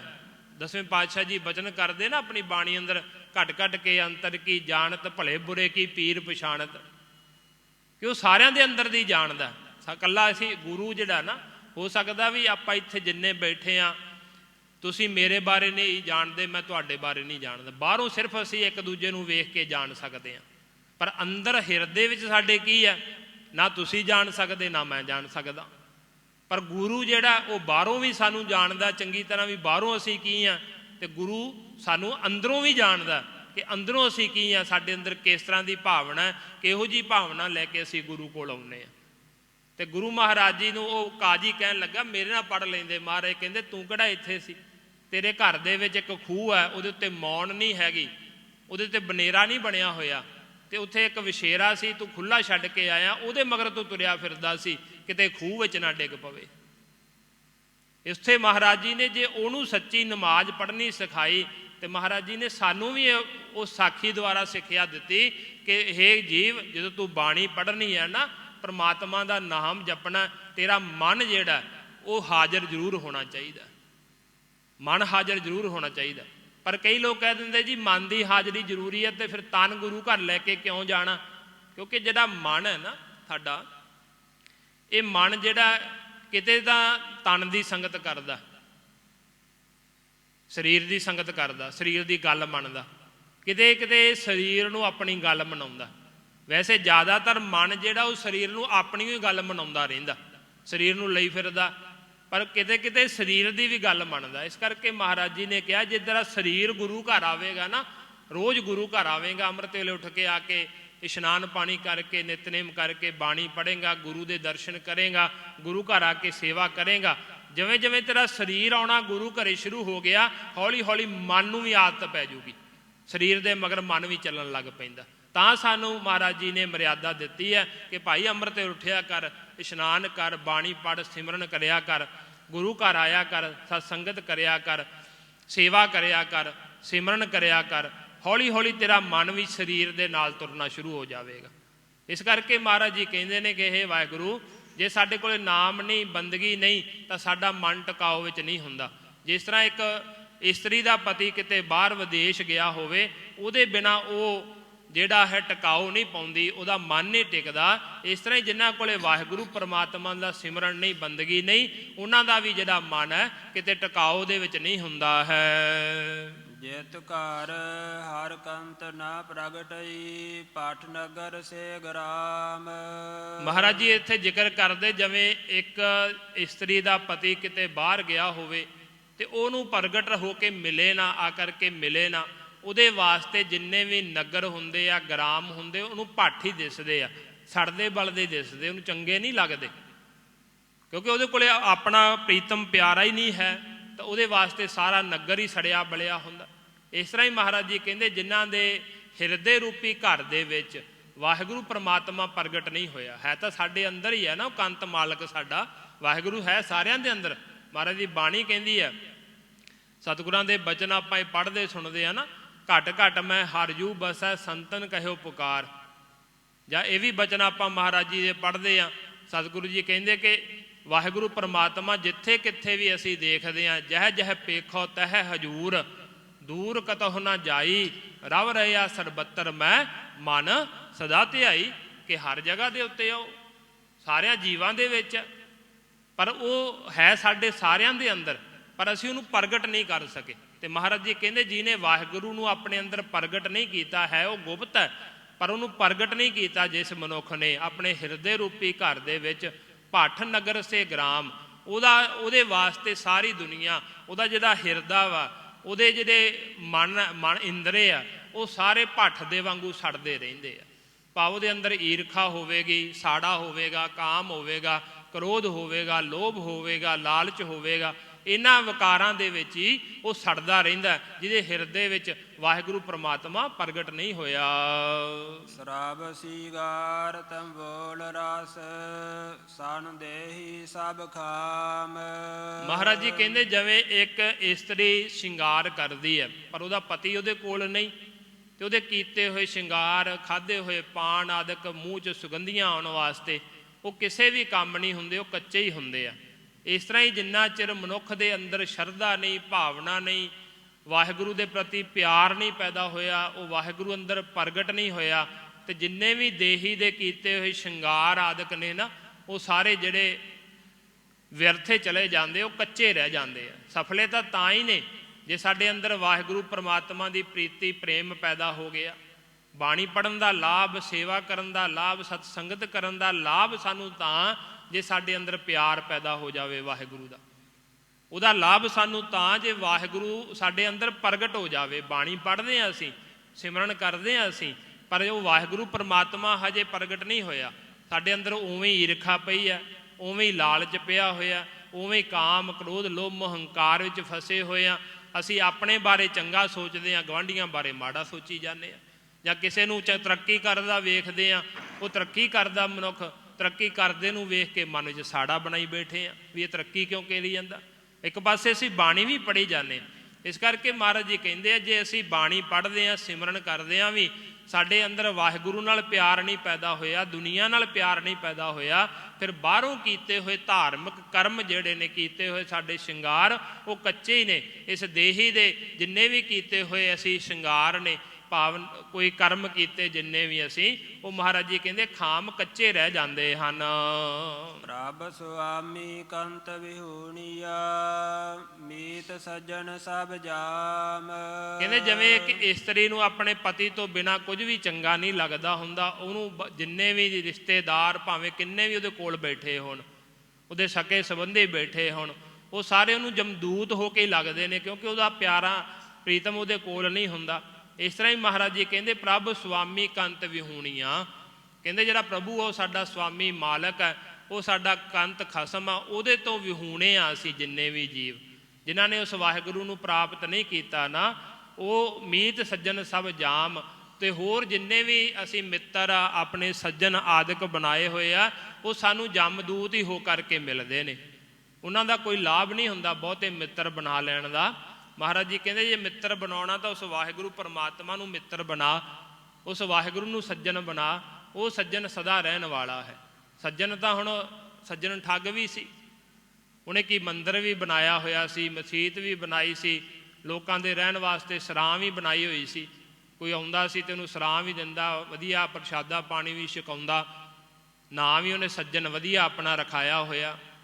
ਤੇ ਜਦੋਂ ਰਾਤ ਪੈਂਦੀ ਪ੍ਰਸ਼ਾਦੇ ਵਿੱਚ ਜ਼ਹਿਰ ਪਾ ਦਿੰਦਾ, ਤੇ ਜਿੰਨੇ ਵੀ ਲੋਕ ਉਹ ਮਰ ਜਾਂਦੇ ਉਹਨਾਂ ਨੂੰ ਲੁੱਟ ਲੈਂਦਾ, ਉਹਨਾਂ ਦੇ ਕੱਪੜੇ ਲੀੜੇ ਗਹਿਣੇ ਆਦਿਕ ਜੋ ਉਹਨਾਂ ਕੋਲ ਹੁੰਦਾ ਉਹ ਸਾਰਾ ਲੁੱਟ ਲੈਂਦਾ। ਨਾ ਤਾਂ ਹੁਣ ਸੱਜਣ ਹੀ ਸੀ ਨਾ, ਪਰ ਕਰਮ ਉਹਦੇ ਸੱਜਣਾ ਵਾਲੇ ਨਹੀਂ ਸੀ, ਬਾਹਰੋਂ ਵਿਖਾਵਾ ਸਿਰਫ ਜਿਹੜਾ ਸੀ ਉਹ ਸੱਜਣਾ ਮਿੱਤਰਾਂ ਵਾਲਾ ਕਰਦਾ ਸੀ। ਗੁਰੂ ਨਾਨਕ ਸਾਹਿਬ ਜੀ ਮਹਾਰਾਜ ਸੱਚੇ ਪਾਤਸ਼ਾਹ ਜੀ ਜਦੋਂ ਗਏ, ਮਹਾਰਾਜ ਜੀ ਸਾਰੀ ਰਾਤ ਸਤਿਗੁਰਾਂ ਨੇ ਆਰਾਮ ਹੀ ਨਹੀਂ ਕੀਤਾ। ਬਾਣੀ ਸ਼ਬਦ ਗਾਈ ਗਏ ਤੇ ਮਹਾਰਾਜ ਜੀ ਨੇ ਉੱਥੇ ਸ਼ਬਦ ਉਚਾਰਨ ਕੀਤਾ। ਉਹ ਸੂਹੀ ਰਾਗ ਦੇ ਵਿੱਚ ਕਈ ਵਾਰ ਆਪ ਸੰਗਤਾਂ ਨੇ ਸਰਵਣ ਕੀਤਾ ਹੋਵੇਗਾ, ਹੁਕਮਰਾਮੇ ਦੇ ਰੂਪ ਵਿੱਚ ਵੀ ਆ ਜਾਂਦਾ। ਉੱਜਲ ਕੈਹਾਂ ਚਿਲਕਣਾ, ਘੋਟਮ ਕਾਲੜੀ ਮਸ, ਧੋਤਿਆਂ ਜੂਠ ਨਾ ਉਤਰੈ, ਜੇ ਸੋ ਧੋਵਾ ਤਿਸ, ਸੱਜਣ ਸਈ ਨਾਲ ਮੈਂ ਚਲਦਿਆਂ ਨਾਲ ਚਲਨ, ਜਿੱਥੇ ਲੇਖਾ ਮੰਗੀ ਹੈ ਤਿੱਥੇ ਖੜੇ ਜੇ ਸਨ। ਤੇ ਮਹਾਰਾਜ ਜੀ ਨੇ ਉੱਥੇ ਜਦੋਂ ਇਹ ਸ਼ਬਦ ਉਚਾਰਨ ਕੀਤਾ ਨਾ, ਤੇ ਸੱਜਣ ਨੂੰ ਐਂ ਪ੍ਰਤੀਤ ਹੋਇਆ ਕਿ ਮਹਾਰਾਜ ਜੀ ਮੈਨੂੰ ਹੀ ਕਹਿ ਰਹੇ ਆ, ਵੀ ਇਹ ਜਿਹੜੇ ਸੰਤ ਮਹਾਂਪੁਰਸ਼ ਆਏ ਆ ਨਾ, ਇਹ ਮੈਨੂੰ ਹੀ ਕਹਿ ਰਹੇ। ਉਹਦੇ ਵਿੱਚ ਮਹਾਰਾਜ ਜੀ ਨੇ ਚਿੱਟੀਆਂ ਵਸਤੂਆਂ ਦਾ ਜ਼ਿਕਰ ਕੀਤਾ। ਤੇ ਆ ਕੇ ਜਦੋਂ ਮਹਾਰਾਜ ਰੋਂਦਾ ਤੇ ਮਹਾਰਾਜ ਦੇ ਚਰਨ ਫੜ ਕੇ ਮਹਾਰਾਜ ਜੀ ਨੂੰ ਕਹਿੰਦਾ, ਮਹਾਰਾਜ ਇਹ ਸ਼ਬਦ ਦੇ ਅਰਥ ਸੁਣਾਓ ਮੈਨੂੰ। ਤਾਂ ਮਹਾਰਾਜ ਜੀ ਨੇ ਉੱਥੇ ਅਰਥ ਸੁਣਾਏ। ਤਾਂ ਸਤਿਗੁਰੂ ਜੀ ਉਹਨੂੰ ਕਹਿੰਦੇ, ਤੇਰਾ ਨਾਮ ਕੀ ਹੈ? ਕਹਿਣ ਲੱਗਾ, ਮਹਾਰਾਜ ਮੇਰਾ ਨਾਮ ਸੱਜਣ ਹੈ। ਤੇ ਮਹਾਰਾਜ ਕਹਿੰਦੇ, ਤੂੰ ਸੱਜਣ ਤਾਂ ਕਿਸੇ ਦਾ ਬਣਿਆ ਹੀ ਨਹੀਂ। ਸੱਜਣ ਕਿਹਨੂੰ ਕਹਿੰਦੇ ਆ? ਮਹਾਰਾਜ ਕਹਿੰਦੇ, ਸੱਜਣ ਸਈ ਨਾਲ ਮੈਂ ਚਲਦਿਆਂ ਨਾਲ ਚਲਨ। ਸੱਜਣ ਉਹਨੂੰ ਕਹਿੰਦੇ। ਮਹਾਰਾਜ ਕਹਿੰਦੇ, ਜਿਹੜਾ ਇੱਥੇ ਵੀ ਸਹਾਇਤਾ ਕਰੇ ਤੇ ਜਦੋਂ ਇੱਥੋਂ ਜਾ ਕੇ ਜਿੱਥਾ ਲੇਖਾ ਮੰਗੀ ਹੈ ਤਿੱਥੇ ਖੜੇ ਦੇ ਸਨ। ਇਹ ਸੰਸਾਰ ਨੂੰ ਛੱਡ ਕੇ ਜਦੋਂ ਮਨੁੱਖ ਨੇ ਜਾਣਾ, ਉੱਪਰ ਜਾ ਕੇ ਲੇਖਾ ਮੰਗਿਆ ਜਾਣਾ ਨਾ, ਉੱਥੇ ਵੀ ਉਹ ਨਾਲ ਖੜੇ ਕਿ ਭਾਈ ਮੈਂ ਇਹਦਾ ਸੱਜਣ ਮਿੱਤਰ ਹਾਂ ਤੇ ਹਿਸਾਬ ਕਿਤਾਬ ਨਾਲ ਇਹਦਾ ਲੇਖਾ ਜੋਖਾ ਕਰਿਓ। ਉੱਥੇ ਵੀ ਜਾ ਕੇ ਬਾਂਹ ਫੜੇ। ਮਹਾਰਾਜ ਕਹਿੰਦੇ ਉਹਨੂੰ ਸੱਜਣ ਕਹਿੰਦੇ ਆ। ਤੇ ਮਹਾਰਾਜ ਕਹਿੰਦੇ, ਸੱਜਣਾ ਤੂੰ ਤਾਂ ਸੱਜਣ ਬਣਿਆ ਹੀ ਨਹੀਂ, ਤੂੰ ਤਾਂ ਸੱਜਣ ਬਣਿਆ ਹੀ ਨਹੀਂ। ਤੂੰ ਬਾਹਰੋਂ ਮਿੱਤਰਤਾ ਹੀ ਵਿਖਾਈ, ਚੰਗਾ ਮਕਾਨ ਰਹਿਣ ਨੂੰ ਦੇ ਦਿੱਤਾ, ਪ੍ਰਸ਼ਾਦਾ ਭੋਜਨ ਦੇ ਦਿੱਤਾ, ਬਿਸਤਰਾ ਦੇ ਦਿੱਤਾ, ਪਰ ਤੂੰ ਪ੍ਰਸ਼ਾਦੇ 'ਚ ਜ਼ਹਿਰ ਪਾ ਕੇ ਉਹਨਾਂ ਨੂੰ ਮਾਰ ਦਿੱਤਾ। ਅੰਦਰੋਂ ਸੱਜਣਤਾ ਹੀ ਤੇਰੇ ਅੰਦਰ ਨਹੀਂ ਆਈ। ਇਸ ਕਰਕੇ ਮਹਾਰਾਜ ਜੀ ਨੇ ਉਹਨੂੰ ਕਿਹਾ ਕਿ ਸੱਜਣ ਉਹਨੂੰ ਕਹਿੰਦੇ ਆ ਜਿਹੜਾ ਇੱਥੇ ਵੀ ਸਾਥ ਦੇਵੇ, ਉੱਪਰ ਵੀ ਸਾਥ ਦੇਵੇ। ਇਸ ਕਰਕੇ ਮਹਾਰਾਜ ਜੀ ਇੱਥੇ ਕਹਿੰਦੇ, ਜਿੰਨੇ ਵੀ ਹੋਰ ਸਾਡੇ ਮਿੱਤਰ ਸੱਜਣ ਆਦਿਕ ਨੇ ਨਾ, ਉਹਨੂੰ ਸਾਨੂੰ ਜਮਦੂਤ ਰੂਪ ਵਿੱਚ ਹੀ ਦਿਸਦੇ ਨੇ। ਜੇ ਸਾਡੇ ਕੋਲੇ ਪ੍ਰਮਾਤਮਾ ਦਾ ਨਾਮ ਨਹੀਂ, ਉਹਦਾ ਸਿਮਰਨ ਨਹੀਂ ਹੈ। ਨਾਨਕ ਕੀ ਬੇਨੰਤੀਆ ਕਰ ਕਿਰਪਾ ਦੀਜੈ ਨਾਮ। ਮਹਾਰਾਜ ਜੀ ਬੇਨਤੀ ਕਰਦੇ ਆ ਉਸ ਵਾਹਿਗੁਰੂ ਅਕਾਲ ਪੁਰਖ ਦੇ ਚਰਨਾਂ ਦੇ ਵਿੱਚ ਕਿ ਹੇ ਜੀਵ ਤੂੰ ਵੀ ਅਰਦਾਸ ਕਰ ਕਿ ਸਾਡੀ ਇਹ ਅਰਦਾਸ ਹੈ ਕਿ ਮਹਾਰਾਜ ਜੀ ਸਾਡੇ 'ਤੇ ਕਿਰਪਾ ਕਰੋ, ਸਾਨੂੰ ਨਾਮ ਦੀ ਦਾਤ ਦੇ ਦਿਓ, ਬੰਦਗੀ ਦੀ ਦਾਤ ਦੇ ਦਿਓ। ਕਿਉਂਕਿ ਮਹਾਰਾਜ ਜੀ ਬਾਣੀ ਅੰਦਰ ਕਹਿੰਦੇ, ਨਾਨਕ ਕਹਿ ਘਰ ਕੇਵਲ ਨਾਮ। ਸਾਡੇ ਘਰ ਦੇ ਵਿੱਚ ਨਾਮ ਦੀ ਹੀ ਵਡਿਆਈ ਹੈ ਸਿਰਫ। ਮਹਾਰਾਜ ਜੀ ਇਹ ਬਚਨ ਕਰਦੇ ਨੇ, ਇੱਕ ਨਾ ਅਬ ਕਲੂ ਆਇਓ ਰੇ ਨਾਮ ਬੋਵੋ ਬੋਵੋ, ਕਿ ਨਾਮ ਦੀ ਫਸਲ ਬੀਜਿਆ ਕਰ ਤੂੰ। ਕਲਯੁਗ ਦੇ ਵਿੱਚ ਪਾਰ ਉਤਾਰਾ ਹੀ ਤੇਰਾ ਨਾਮ ਨੇ ਕਰਨਾ, ਬੰਦਗੀ ਨੇ ਕਰਨਾ, ਸਿਮਰਨ ਨੇ ਕਰਨਾ। ਇਸ ਕਰਕੇ ਗੁਰੂ ਕੋਲੇ ਵੀ ਜਦੋਂ ਤੂੰ ਆਵੇਂ ਨਾ, ਗੁਰੂ ਕੋਲੋਂ ਵੀ ਨਾਮ ਦੀ ਦਾਤ ਮੰਗਿਆ ਕਰ। ਹਰ ਮਿਲਹੁ ਸੁਆਮੀ ਸੰਗ ਪ੍ਰਭ, ਜਿਸ ਕਾ ਨਿਹਚਲ ਧਾਮ। ਮਹਾਰਾਜ ਜੀ ਕਹਿੰਦੇ ਅਰਦਾਸ ਕਰਿਆ ਕਰਕੇ, ਹੇ ਮੇਰੇ ਮਾਲਕ, ਹੇ ਮੇਰੇ ਸੁਆਮੀ, ਮੈਨੂੰ ਉਹ ਆਪਣੇ ਨਾਲ ਮੇਲਣਾ ਕਰ। ਉਸ ਪ੍ਰਭੂ ਦੇ ਅੱਗੇ ਅਰਦਾਸ ਕਰਕੇ, ਹੇ ਪ੍ਰਭੂ ਮੈਨੂੰ ਉਸ ਵਾਹਿਗੁਰੂ ਦੇ ਨਾਲ ਮੇਲ ਲੈਣਾ ਕਰ ਜਿਹਦਾ ਨਿਹਚਲ ਧਾਮ ਹੈ।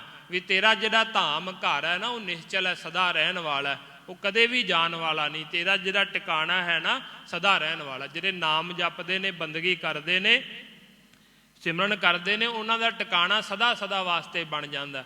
ਉਹਨਾਂ ਦੇ ਟਿਕਾਣੇ ਪੱਕੇ ਮਹਾਰਾਜ ਜੀ ਬਣਾ ਦਿੰਦਾ। ਉਹਨਾਂ ਨੂੰ ਜਨਮ ਮਰਨ ਤੋਂ ਰਹਿਤ ਕਰ ਦਿੰਦਾ। ਉਹਨਾਂ ਨੂੰ ਆਪਣੇ ਚਰਨਾਂ ਵਿੱਚ ਬਿਠਾ ਲੈਂਦਾ। ਇਸ ਕਰਕੇ ਉਸ ਵਾਹਿਗੁਰੂ ਦਾ ਜਿਹੜਾ ਘਰ ਹੈ ਨਾ, ਉਹ ਸਦਾ ਰਹਿਣ ਵਾਲਾ ਹੈ। ਅਤੇ ਮਹਾਰਾਜ ਜੀ ਸਾਨੂੰ ਉਸ ਵਾਹਿਗੁਰੂ ਦੇ ਨਾਲ ਜੋੜਨਾ ਕਰੋ।